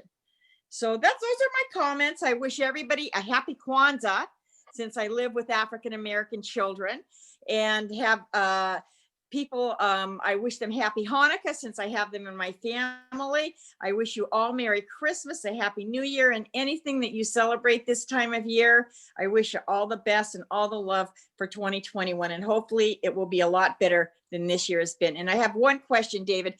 You said there's a special meeting and I was unaware of that in December. What was that special meeting for? Well, we haven't agendized it yet. So Oh, okay. So you'll let us know then. that's correct. Brandy Okay, Grace, and congratulations on being named president. thank you very much. Good for you. Aren't we on Great. board comments, Mr. President? No, we are, once Yeah, again, that's we are what we are. Excuse me, I'm sorry, committee reports. committee reports and No, board. I thought it was board It's comments. committee reports and board comments. So I'm Ah, just good, going thank through the list. So Brandy Grace, Yeah, well, the homelessness committee has a meeting next week on Wednesday at 6 p.m. So we are please always, send me your agenda. oh, I will. We are always open. We have lots of people that do show up from the community. So I don't know what the previous comments were about, but we've been pretty active and we invite as many people as possible to be active because this is a big issue. We do have our 3 members, so no one else on the board can speak during a meeting, but you can log in and listen to the public meeting. So anybody on this board who's interested can be there, even if you're not allowed to participate due to Brown Act restrictions. But yeah, we're busy. Lots of stuff is happening. Thank you, Brandy.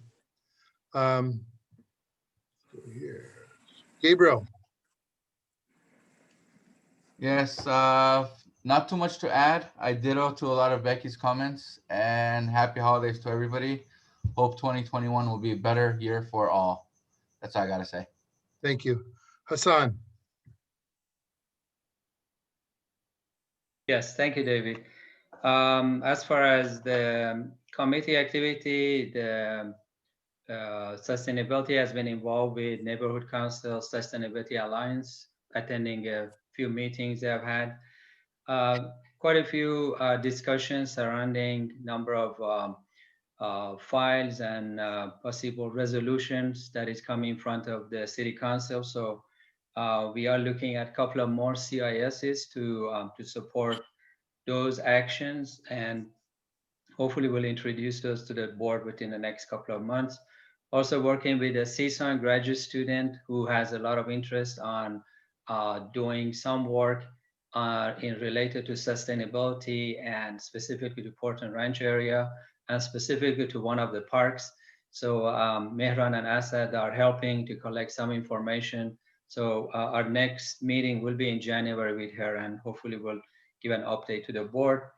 And just one comment, the environment we live in, specifically the air we breathe, it's well documented that has a direct impact on the health of the individual in those communities. For example, if you are in a certain underprivileged communities and you are more exposed to certain gases, especially CO2 and other byproducts from car emissions, you are actually more likely to get sick and you are more likely to have COVID. So I just wanted to point that out, that the reason we have discussed this car idling like 3 times, finally we got it through, is not because we are just crazy about getting motions and CIS is approved, but it's impacting the health of our community. And I just want to be very upfront about it because I think everyone here really should read a bit more on those impacts, and let's talk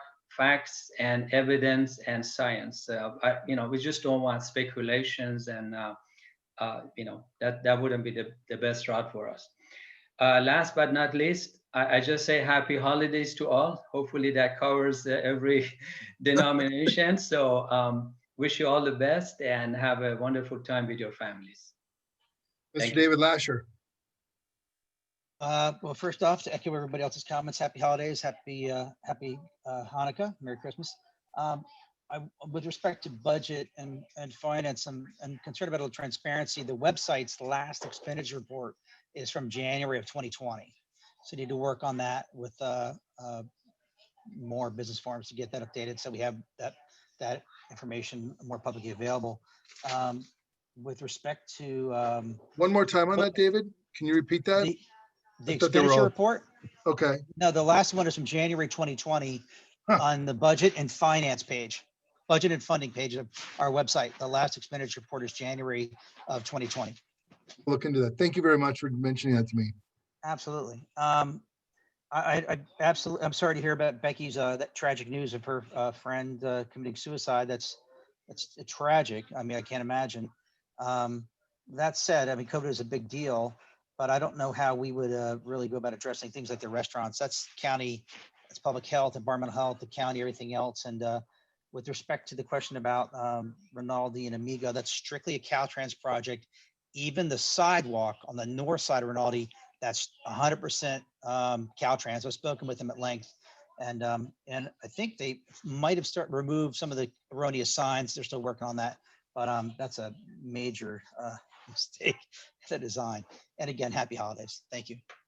Thank you, David. And I'm looking forward to that that community impact statement from you as a board member. Absolutely. Thank you. Absolutely. Mr. Mark Haynes. First off, happy holidays to everyone. I do have to say I paid keen attention to Becky's dissertation and everything, and I have to say I'm in complete agreement with her energy. I think COVID is a big deal right now, and I think it's on the forefront of everyone's mind, for which is maybe most of the stuff we've been discussing tonight, along with Aliso Canyon, obviously. But and I think some items from what Becky was talking about should be brought to the forefront, and we should be discussing it a little bit more in depth and coming up with some sort of solutions to handling this poor 14-year-old kid, as an example, that lost her life is devastating. I do have to go back, and I apologize to all of you, to the letter that was authored, it seemed. I'm not certain if it was authored by Assad or not. I actually thought the letter was a good letter. I think sometimes playing too nice and too political gets nothing done. I think sometimes you have to be very poignant and direct with some people to hear you. As the old saying goes, the squeaky wheel gets the oil. And I think if you sent many letters before and, with no response to it, I think the time is now. I actually wished you had all voted on it and actually just sent it off and, and gotten the response, be it negative or not. At least it would have woken up, someone to the situation that is at hand. So on that, I table my discussion again and say happy holidays to you all. All right, well, thank you very much. I'll go ahead. I think I've pretty much got everybody. David, can I talk? Oh, wait. There's Mehran and Mehran. Jason, and you have Jason and Mehran. Jason, go ahead. Jason, no, go ahead, Jason. I'm so sorry. I thought you guys were hanging out together. That's all right. You need a checklist. Jason, please. My apology. Yeah, I want to welcome Mark to the board, and just say, hey, man, we got to get you involved. And I hope we can get you on some committees. So please let us know. I know probably all our committees are full, but I do feel it's important that you as a new board member get involved in working with us. So I'll kind of segue off that. I want to acknowledge everybody who worked on the motions that were brought forth. I think they're all good motions. My approach may be different than other people's approaches. but I think as a board, we have to kind of, like Brandy said, have a meeting of the minds or kind of a more neutral approach. So maybe, you know, everybody has their own approach in getting things done. We haven't sent multiple letters, just so you know, Mark. We brought this issue up multiple times, but we haven't actually officially sent a letter. Correct me if I'm wrong, Assad, but I don't recall the board ever approving a letter regarding that particular issue. So, you know, switching gears, we did send a letter a couple months ago regarding the trees, and I do have some good news to report. They were out there on Tampa, so we had success with our letter. They were out there on Tampa. They removed 4 trees. So, you know, the letter, we worked on it a lot, but I think if we do work on these letters and we tweak them a little bit and get them right, I just want to get a positive result. I don't want to send a letter that somebody's going to take and throw in the trash. I want to send a letter that's going to be getting the results that we all want. So I want to acknowledge everybody for their hard work. Rex and Parks is doing a good job, much improvement. They have a new manager at the West Valley Division. So they've been, I went to Limekiln Canyon and they've cleared a lot of the brush that was there beforehand. So, you know, things are looking better, but we're short on time. So, regarding the boxes, so, you know, I'll be honest, I thought, you know, what we have to realize is that this is a public art project. So it's a different project than we are hiring an artist to paint a box. That's not what this is. This is a public art project. So we have shared the feedback that we've been given from the community with 1111 and Cultural Affairs, but you know, there's very specific restrictions on censorship, on discrimination, things like that.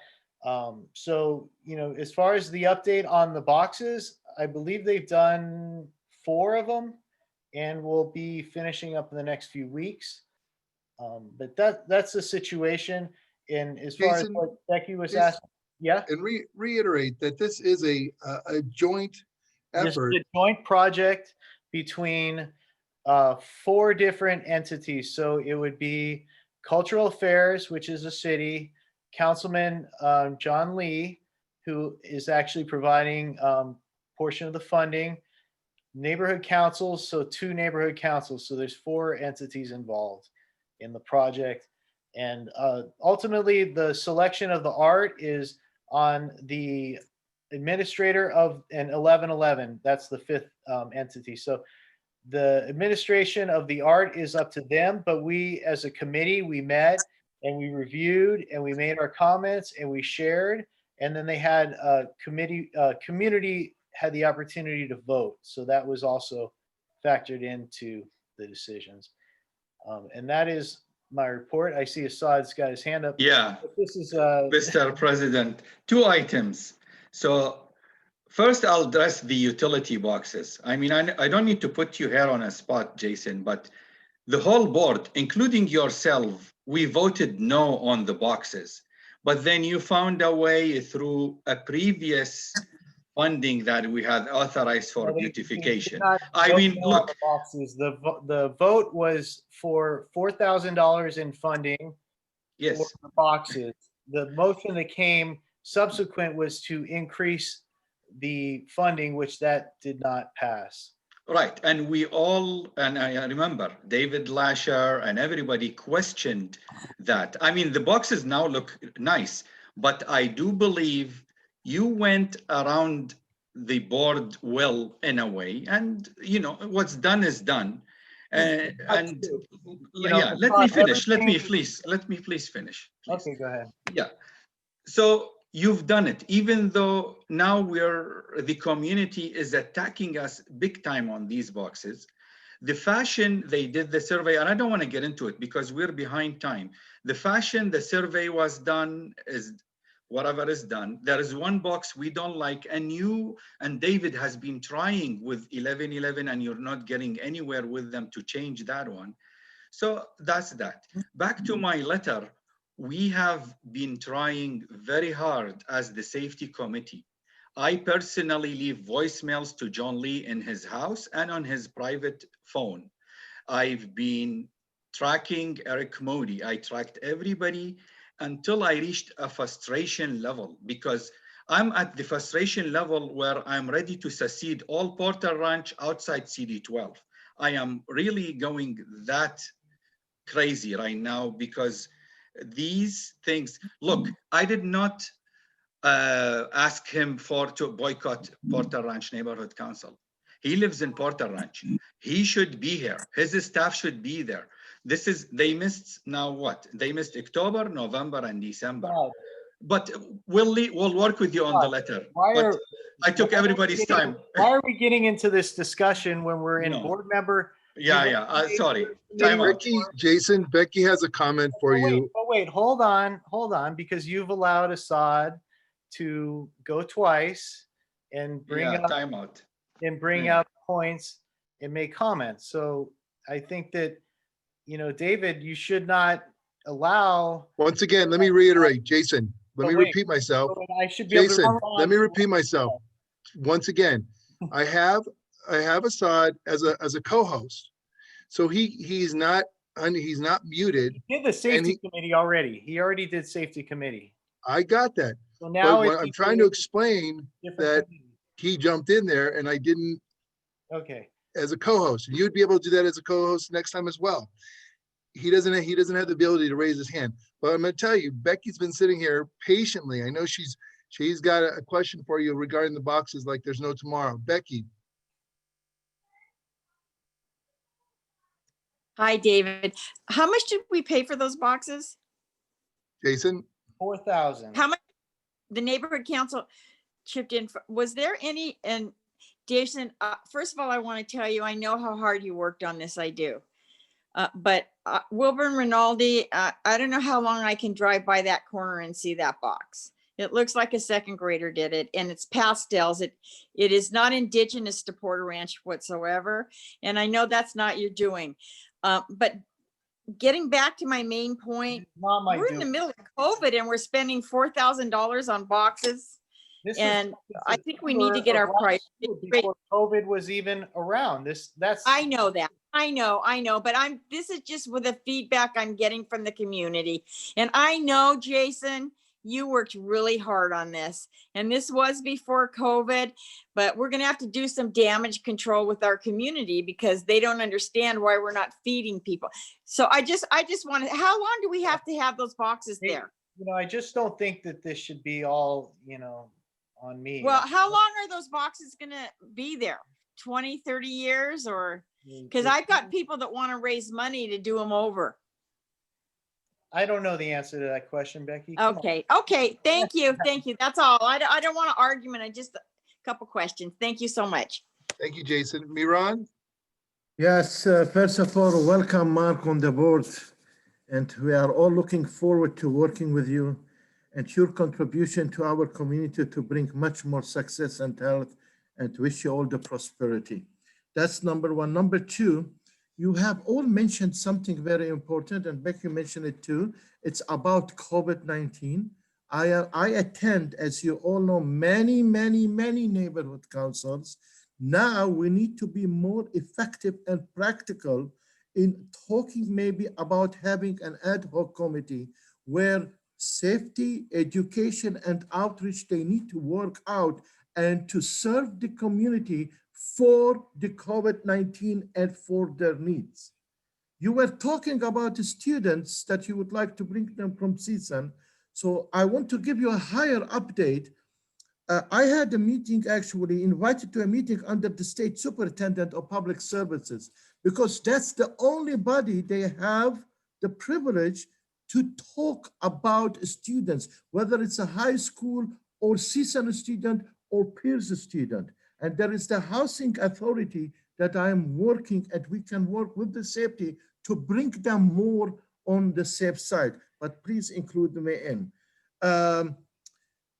What else? I am going to also, after I talk to my committee, I'm going to reach out to the librarian of Porter Ranch, because there are librarians that have been working in that library for over 25 years. And I'm going to suggest to do a town hall so they can talk about their services to us and why they could benefit even though there is COVID-19 and the library is closed. And I want to wish you all happy Hanukkah. I wish you a very happy Merry Christmas and a Happy New Year. And I hope that this board will stay healthy, respect and transparency, and God bless you all. Thank you. Thank you, Miran. You know, I have so many things that I want to talk about right now, but I'm going to move on. And I want to thank the board for giving me the opportunity to serve you throughout the rest of this term. I will work diligently and I will work endlessly to make this board succeed over the next few months. On that note, I want to move on to item number 14. It's this is something that Jason and I have been dealing with, and this is the discussion and possible action to give a position regarding Amazon Fresh. To give a little bit of an update, and Jason, you can jump in anytime. Because we didn't have action on this when they did come and give a presentation to the board, both Jason and I did attend a meeting. We spoke as stakeholders in giving our opinion. They're pretty much going to move forward with this, but I wanted to bring this back to the board to see if we'd like to take a position on this. It was a CUB. Basically, they're asking to reaffirm their liquor license in Porter Ranch.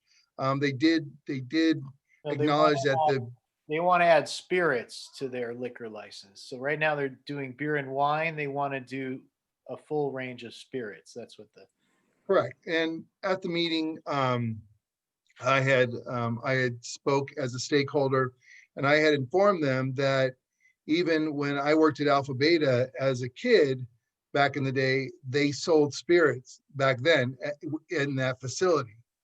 So it's not like really, they were misunderstood. They thought that that building was only being occupied by a supermarket since the 2000.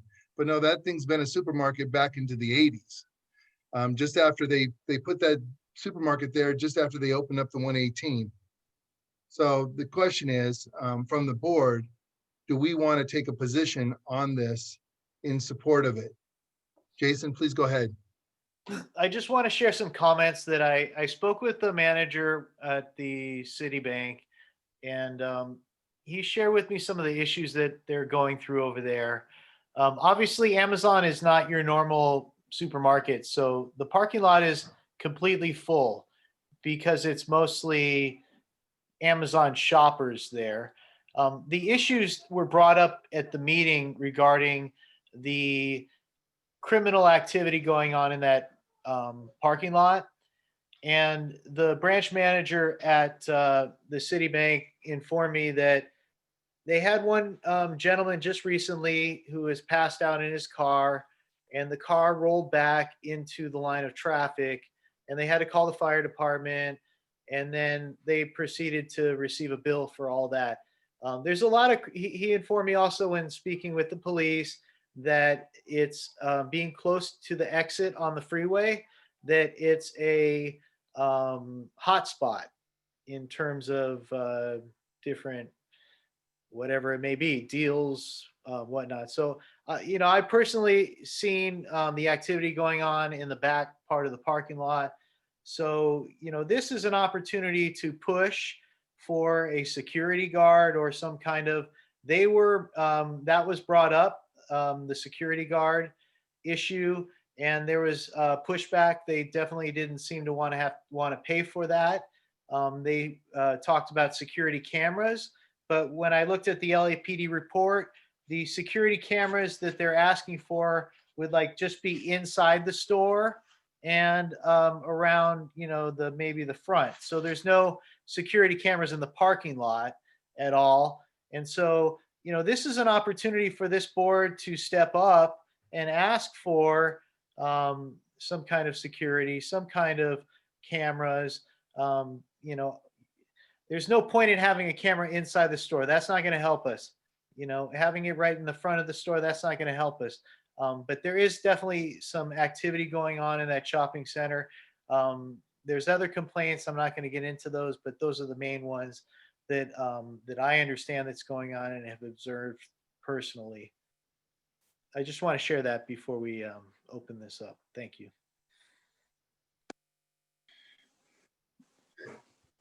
Board comments? David, I'd like to make a comment. Please, Becky, go ahead. I'm sorry, I couldn't find the button. I think that before we do this, that I think we should have a community meeting with more than just 3 people making the decision. I think there's a lot of stuff that we need to look at. First of all, the liquor store that's already there. It's been there, I know, because I've lived here in the 70s, since the 70s. It's been there since I moved here. Amazon putting a liquor store in is going to impact a small business. So I think that's something that we need to look at. I'm not a member of any committee because I've not been allowed or picked to be on any committee except one, which I was not able to participate in. I think the whole Porter Ranch area should be able to tune in on this, not just a handful of people. And I think that there are problems in that shopping center, but if we get a security guard who pays for that, and I think there's a lot to look at. We have homeless that surround that shopping center. We have businesses established, small businesses that will be affected by Amazon. And my suggestion is we have a outreach meeting that involves the entire community, and we put it in the Valley Voice newspaper and invite everybody to participate in it. So and that's all I have to say. It's a good comment. So there's something that we should keep in mind. One, it's Whole Foods had that establishment before. Amazon owns Whole Foods. They did come, they did give a presentation to the board. We had the opportunity. If you look on your screens right now, this is a letter this is from LAPD. This is from LAPD, from the captain, from the I don't know if he's a SLO, if Well, he's from a slow. me for the cap, But from Michael or from? If you read the letter, you'll see. You go down to 19 on that. Yeah. Pull back up there, Assad, please. 19. Right. So this is, they gave a little list. They're giving Cameras there. They're giving Amazon their blessing. The bottom line is the city, it's pretty much, by the time we've had this meeting, it's pretty much done. I mean, we can write whatever we want to write from the Porter Ranch Neighborhood Council, but I'm telling you, they were good to go at the last meeting. Well, he said he's inclined to support it, but there's a 6 to 8 week process. So that's correct. It's I'm not right there with you, yet. Jason. But you have to keep in mind, this has been a business. This has been a liquor store. I mean, a shopping center forever. And you think when Whole Foods left, let's keep in consideration, when Whole Foods left, that shopping center was a ghost town. It almost shut down. They didn't even get business. The bank was going to shut down. Nobody was going to the bank. Now that Amazon, and I don't shop at Amazon Fresh, but now that Amazon's there, they're booming again. And I get that there is parking if you go to the far back. But this is a position, we're looking for the board to give a position and comments. So can we have a community meeting? And I don't want to put the small businesses out of order. And when you say that they're going to sell spirits, are they selling like cocktails or are they selling bottles of alcohol? Bottles. Because Bottles I of don't alcohol. know. They're Okay, already so- selling beer and wine, but they want to sell, vodka. Okay, so that's going to really hurt that liquor store that's right next door. It's going to put them out of business. Understand. And I think we need to think about the small businesses, especially with COVID right now. I mean, Amazon it was Whole Foods, but before that it was Mrs. Gooch's, which Right. got started in Granada Hills on Reseda Boulevard. So You're going And way before back. that, it was Ralph's and Alpha Beta before that, so. David, can Okay, I that's make all a- I have to say. Assad, comment? Assad? Yes, thank you, Go Mr. ahead. President. Right, so basically, the whole concept here of the Amazon comes in as an enhancement of the existing Whole Food.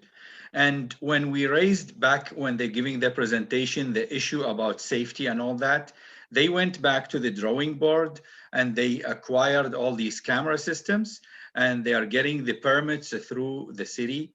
And all these DVRs and whatever it is recording is going to be available to the LAPD. So in a way, they took the whole food operation, enhanced on the products, on the delivery. They're enhancing on the surveillance, and they're going to try, I'm assuming, resolve something to do with the parking lot, homeless issues, and all that. We should give them the blessing. Yes, they might be going to be affecting the adjacent business, but they might not. Because at the same day, there is people who are going to be going to the Amazon Fresh. The same clientele that used to go to the mom and pop business is going to continue. It's an enhancement for the whole Porter Ranch. And like David said, this was dying for a while. I was afraid to go to the UPS box because I don't know what kind of people were there. Thank you.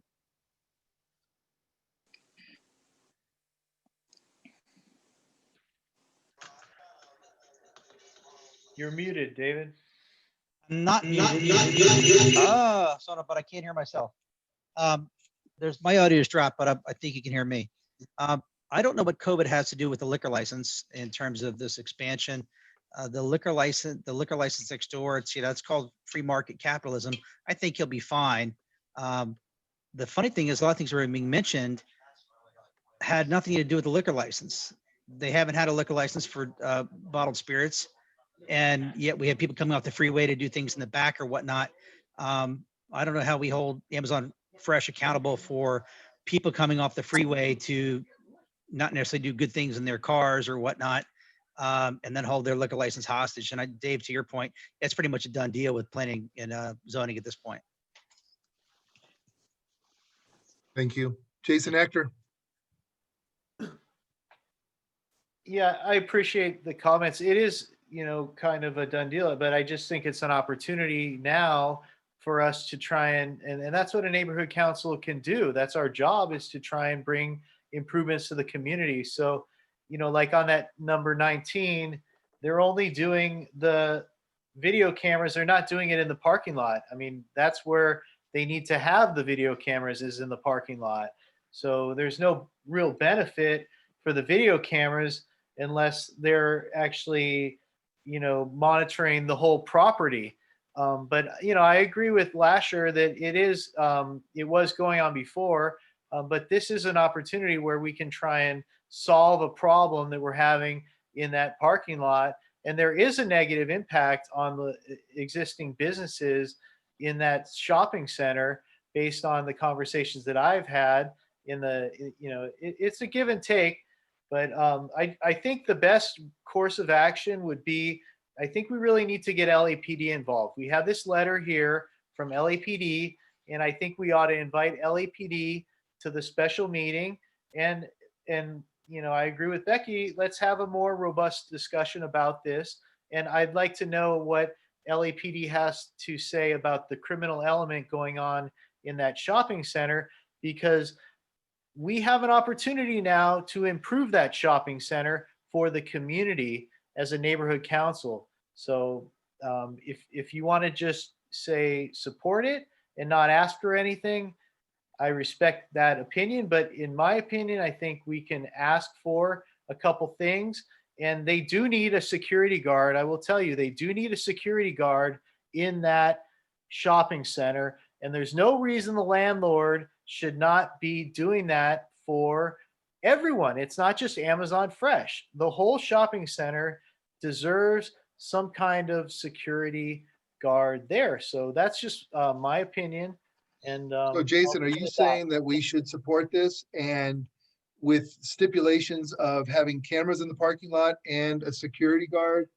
I'm saying that Yeah, yes, but I'm saying that we should have another meeting with LAPD so they can tell us what their experiences are, because I've just heard from some of the tenants there what they're experiencing, but I'd like to hear what LAPD has written up in that shopping center so that we can bring, because at the meetings, you remember, David, he said, oh, well, we didn't know there was anything criminal going on in that shopping center. And in the meeting, he said, oh, well, the neighborhood council voted to support this. Remember at the meeting? And You we know, they said no. came in. I mean, it's lucky that David and I were on these meetings. They hold these meetings, but you know, he was saying that we had actually voted to support this project and we had to correct them. So, you know, I think that there's more to look at here.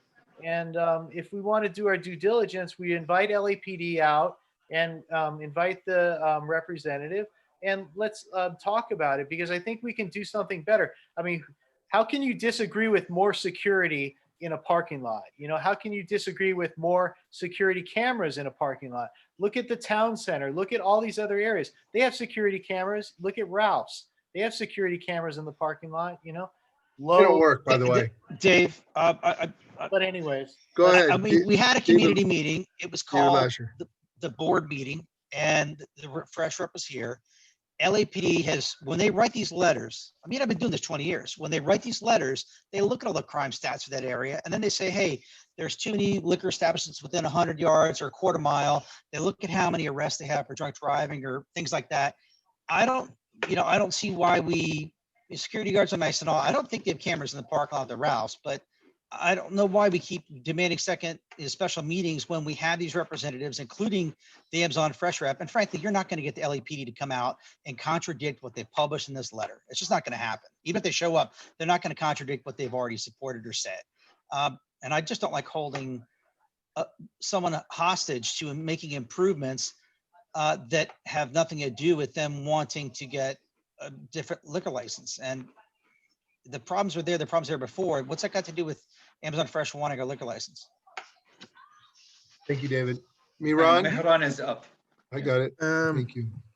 You know, this could be a good enhancement to the Porter Ranch, and it will help small businesses. It might not hurt, but what it could happen, it also create more traffic to come to that area. It's a good idea supporting this project. Yes, it's a good idea to do an outreach to the community. It's a good idea that safety could reach out to LAPD, and we can have more on the larger scale, a meeting so we can understand the concept of what is security and safety. That's all. Thank you. So the question that lies before us, do we move forward, give a position with a stipulation that we would recommend cameras in the parking lot, security guard, maybe in the evening hours? I don't really think they need it during the daytime hours, but we could, you know, we can always ask for, you know, all the time. Jason?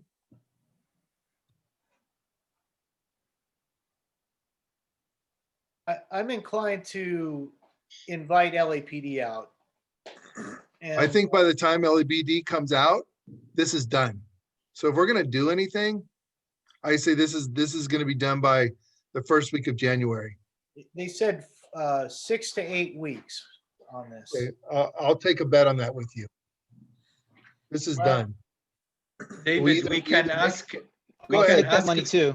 We can ask the captain in our meeting next week, Wednesday, you and I, and Okay. we could ask her what they feel on this, and we'll get a quick answer. But like you said, this is already done after studying the data, studying all the facts, and they're giving the blessing. And all it is, they are just giving outlines. But like Jason is suggesting, we can bring it to the captain. She's CC'd, I mean, and on this, and see what her feedback, and bring it back to the board. Okay, let's table this. Let's move on then. There's a lot of activity going on over there, and you know, you're gonna have activity in every shopping center, Jason, I due understand. to people that are It's not having their fault. difficulty. I understand. It was there before. I get it. You know, I'm just trying to help the situation. I get it. I get it. So let's table this and we'll reach out to the captain. We'll have dialogue with her. And if she thinks that the position would change by having them come to our meeting, then we'll invite them to come to the meeting. I'm good with that. Board? I second that. Yes, we agree.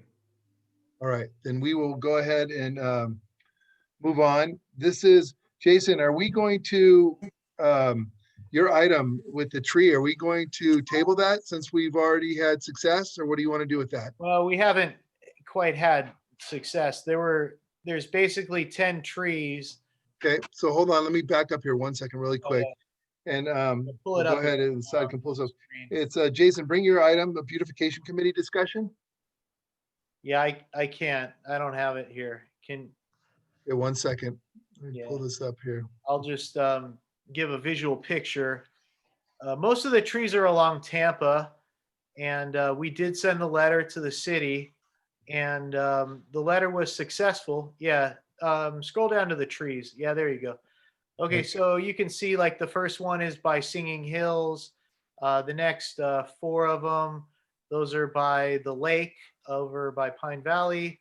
And then there's 2 across the way and 2 up the way. And then there's one north of Cessnon.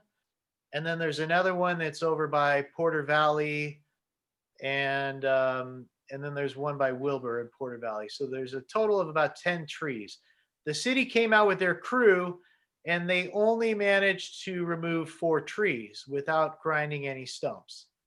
So unfortunately, I mean, it was fortunate that we wrote the letter and we got some response from the city, which is remarkable because it's very difficult to get urban forestry with their staffing and everything else to do the work. But they did take out the 2 trees. There were 4 trees. They're mostly along that that HOA by Pine Valley and Tampa on the west side. So that's the situation. Honestly, I don't know what the board wants to do with this project, but I just came up with a number of 4,500 based on the past projects that we've done. I don't have an estimate in hand, but I know, this is an important issue for many of us. And, I just want to hear what people think. So do you have a motion? No, I'd like to hear what the board has to, I'd like to open it up for discussion, please. I know we're short of time, but what can I do? Nothing. I'm waving. Go ahead, Assad. Right. So basically, yes, Jason, back to what you're saying. The city is responding. And what it is, once you send the letter, I made the phone call to the GM, to Adel Haji Khalil, and I SMS him your letter, and I explained to him the urgency on this. So you got the phase 1 of the crew came in. The second phase of the crew will come in to finish up the work. It just, they are more, it's not like a one man does it all like we think our gardeners does it. These guys have, each crew does some work. At the same time, they realize that we've been complaining about a lot of the pavement. So that's coming next. And what it is, it's really not just the letter, it's the phone call. And I think now, once it's done, I suggest you do a follow-up letter to say, thank you, Mr. Adel Haji Khalil, for whatever you've done and all that. And Hector there is being great. The guys you deal with them, they are very responsive. They are getting 33% of their forces retired as of Friday, and they're not going to be able to bring them up. They lost a lot of the budget of a lot of the projects. However, the urban forestry is still healthy and still addressing, and we are still on their radar.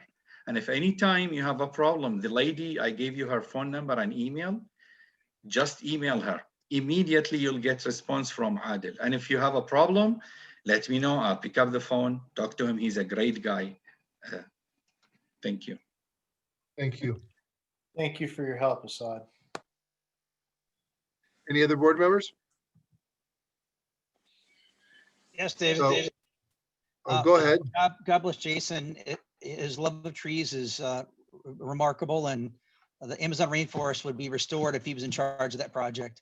I agree with what he's saying. I wanted to bring the board's attention. There's a tree that's leaning very precariously on Rinaldi, about halfway between, it's opposite the condos by the Porter Ranch Golf Course. I had a resident approach me yesterday about it. I mean, it's leaning at like 50 degrees, about 300 yards before the driveway for the shopping center we were just discussing. So I don't know who to, maybe Assad could contact his. David, can you put that on 311? You got to put it on Absolutely. 311. Absolutely. I got a picture of it. It's remarkable. And they'll come out and inspect it, and then you can give me the request number, and then whatever they decide, we can add it to the list. And so, yeah. Cool. I'll take care of that. I got a picture. Thank you, Assad, for the point. I do think we do need to send a thank you letter out. You know, when we do get response from the city, you know, it's really remarkable when we do actually get them to do something. So we do need to acknowledge them. So I agree. And I can work on that for the next meeting. Great. So Jason, do you have a motion? As far as this motion, I think, you know, I agree with Assad. We can take a wait and see posture on this. Yeah. And, you know, there's not necessarily a sense of urgency on this. So I'll table I think we can table the motion, and then I will continue to monitor things and adjust it. Let's see what happens. And Assad, thank you for reaching out to the department. You know, keep me posted if anything else is going down, but thank you for the support of the letter. And just one last thing, you know, the reason that I am taking care of the trees, what you have to realize is there's nobody who else is going to advocate for trees, right? I wasn't complaining. I was supporting you. Yeah, I know, right? I mean, somebody has to do it. All right. Well, I got you on, Jason. You know what? Let's move ahead and let's go to item number 16, the treasurer's report. If you can just knock that out for us. Not too much going on, guys. We didn't approve any funding measures, so we're pretty much where we're at. What do we? Can you see it? Assad, can you share that, please? Sorry. It's all right. Yeah. I got it for you. Okay, thank you. Yeah, I can't watch the meeting, and let's see where we're at here. What is it, 30-something thousand? Scroll down a little bit. Yep. All I've been paying is our regular expenses. So with 34,000 available, so you know, there's projects that we can do, whether it be COVID or, you know, grants. But I'm hoping we can do an improvement project, or we can. We can't really do many events, but all I've been processing is the, you know, the minutes and the storage and Wendy. So thank you. 34,530. Do we have any board comments for Jason? Can you hear me? Yes, go ahead, Becky. Thank you. You know what? We have a lot of money left in our account, and I think that we need to use our money for essential services. And I think that maybe, I'm not making a motion, but I think maybe we should think about donating some of it to Devonshire Division, LAPD, and the LAFD, especially LAPD, since they've had that huge cut, and get them the things that they need to provide the community with that the city's not going to provide, where we could put it back to work in our favor. I think we have a real opportunity here. I think it's something that we should look into, and not just look. I think the trees are a great project. It's a safety issue, but I would really like to see that money going to safety and securing small businesses. You guys have to bring motions to the board for funding items. You know? I know. Just a comment to think about if anybody can. I think actually LAPD is the NPG that we did approve was to LAPD solid. Solid. Yeah, but it was only $2,500. We got $34,000. If every neighborhood council gave $15,000, how much is that? There's 100 neighborhood councils, and I think it made a huge statement on what's important to us: safety, public safety. Thank you, Jason. Do we have any idea what the neighborhood councils may be losing? How much money we're going to end up losing? You mean next year? Yes. No, no. I mean, we got a lot of time left. They're not going to be talking about that till. No, I mean, we can roll over 10,000 and that's it. So unless we Got it. allocate money for certain expenditures, but David, sorry, Jason, not to cut you, but that's a question we can ask Raquel tomorrow, because Yes. Empower LA is working on the budget. That is, they should have the draft already, because we all, the managers, submitted our budgets today Wow. for adoption and discussion in January. So Raquel should have a clue of where we are. Are we going to be chopped in half? Are we going to be same? Right, Jason? yeah, Empower LA should know. I right? agree. I agree. I think that conversation is a little premature. I think that will come up in a little while. But I think as a board, we need to figure out, we need to do some planning. I mean, we had our retreat, but you know, what is the plan for our expenditures? Committees and board members need to bring motions to the board for, we're very challenged because we can't do events and the things that we've always been doing. So, you know, I'm just encouraging you guys to bring things to the board, ideas that you have in the community. That's where we're at right now. Thank you, Just, Jason. I want to bring Glenn Bailey in really quick. Yeah, can I make one quick Glenn, comment? go ahead. Wait, let Glenn Hassan. Bailey speaking. Okay. Glenn? Hi, Glenn Bailey. I think that the encumbrance that was done for the first time this year probably won't be done again. I don't think Porter Ranch had the need to do that. There is a real question, though. The rollover is you really won't know that until April 20th, at least have a good indication when the mayor releases his budget. But it is not guaranteed either. And so I think there is a lot of unknowns as far as how bad the city's, what their options are, and is it worth the political battle with neighborhood councils? The bottom line is there won't be any encumbrances, most likely. There may not be any rollover. So just maybe have a plan B that you work towards, because when it really doesn't matter what Dunn says. What matters is what the mayor releases on April 20th. And if the mayor sanctions it like they did this year, the rollover, unless somebody wants to fight that in city council, that generally carries the day. So, but I think all neighborhood councils would be wise to have that plan B, just in case by chance we're we go use it or lose it situation. Got it. Thank you, Glenn. David Lasher? I didn't have anything to say. Okay, Hassan? Thank you, David. I just wanted to suggest, hopefully it's something for the board members to think about. There seem to be a lot of folks, needy folks out there needing, help through food banks, nonprofit organizations. I suggest we allocate perhaps a big chunk of money and we donate to maybe one or several of these organizations. Maybe hopefully they would make a difference in people's life. All right, thank you. Becky? There's about 100 neighborhood councils. Let's just roughly say every neighborhood council gets $40,000. Multiply that by 100. That is a very minuscule part of the city budget.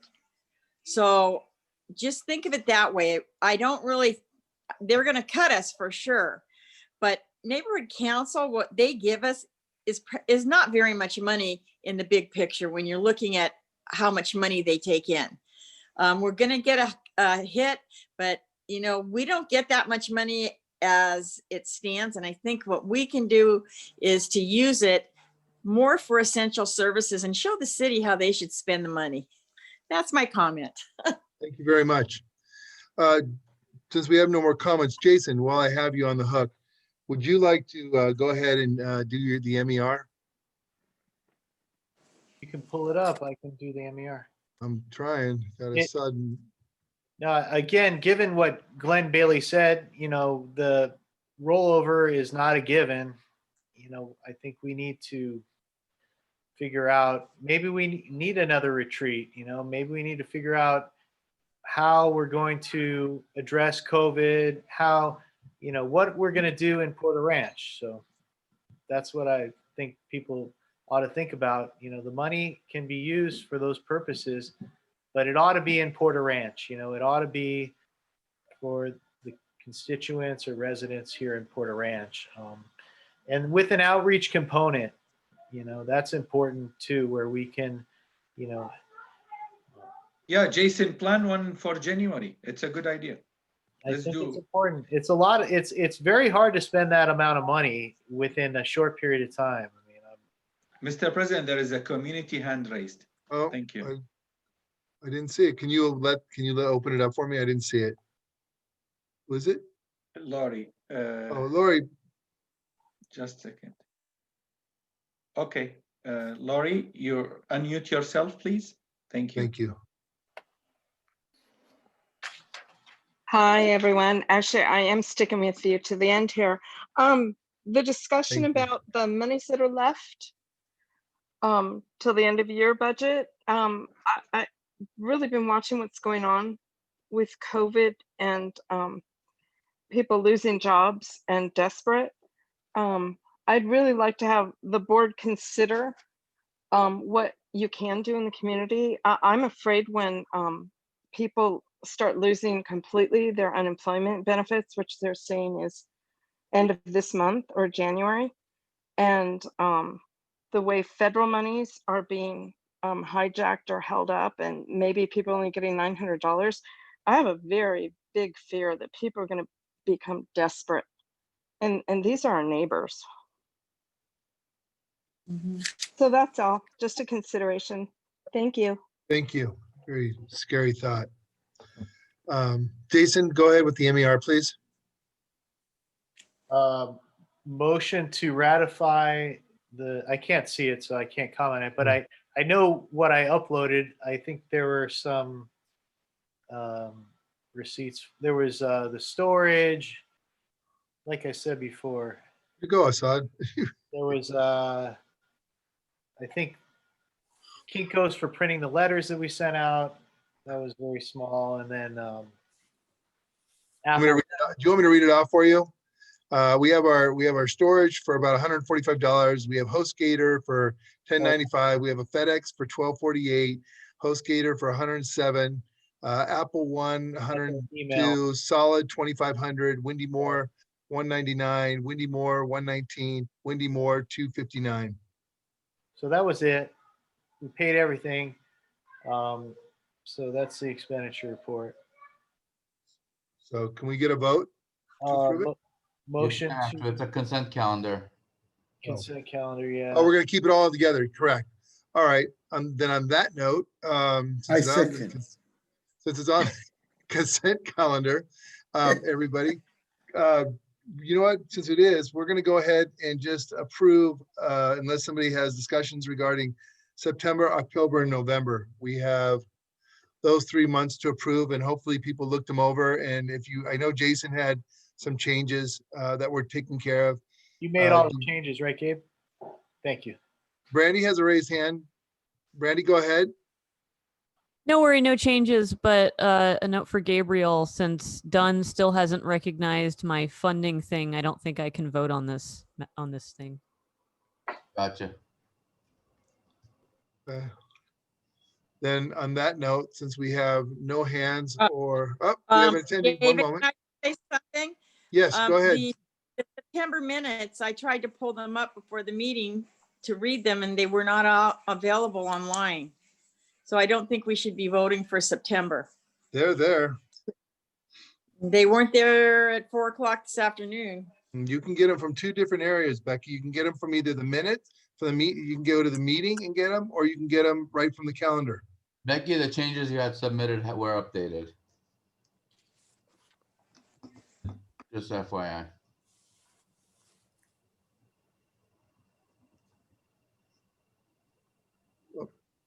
Or do we have any other comment on that? We one If she attendee, one wanna moment. pull 'em- If she One wants moment. to pull them, let her pull them out.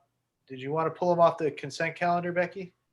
One moment. I have Glenn Bailey on. One moment, Gabe, Jason. I'm sorry, Thank what you. was that? Well, I have Glenn Bailey. One moment, please. Glenn, go ahead. Glenn, Okay, can you hear me now? I can hear you. Okay, so I don't have your bylaws memorized as far as your compliance section at the end. But if your bylaws do not require all 3 trainings taken for voting on non-funding items, you could divide the question. So Brandy wouldn't vote on the MER, but then she could vote on all the minutes. Understandable. Okay. Thank you very much. I'm okay not voting on this. We don't want to do the extra steps. Okay. So once again, the minutes were posted, have been posted. I'm not really sure. I mean, if you go online, you can see them. So did anybody else have a problem looking at the minutes? No, those links work fine. There is the issue with the attachment C, but the minutes are fine. I fixed that attachment C. Excellent. All Very right. good. So on that note, do you want to take a motion? Yeah. I second. I'll make a motion to approve the consent calendar. All right, I second. May we have the last vote of Gabriel?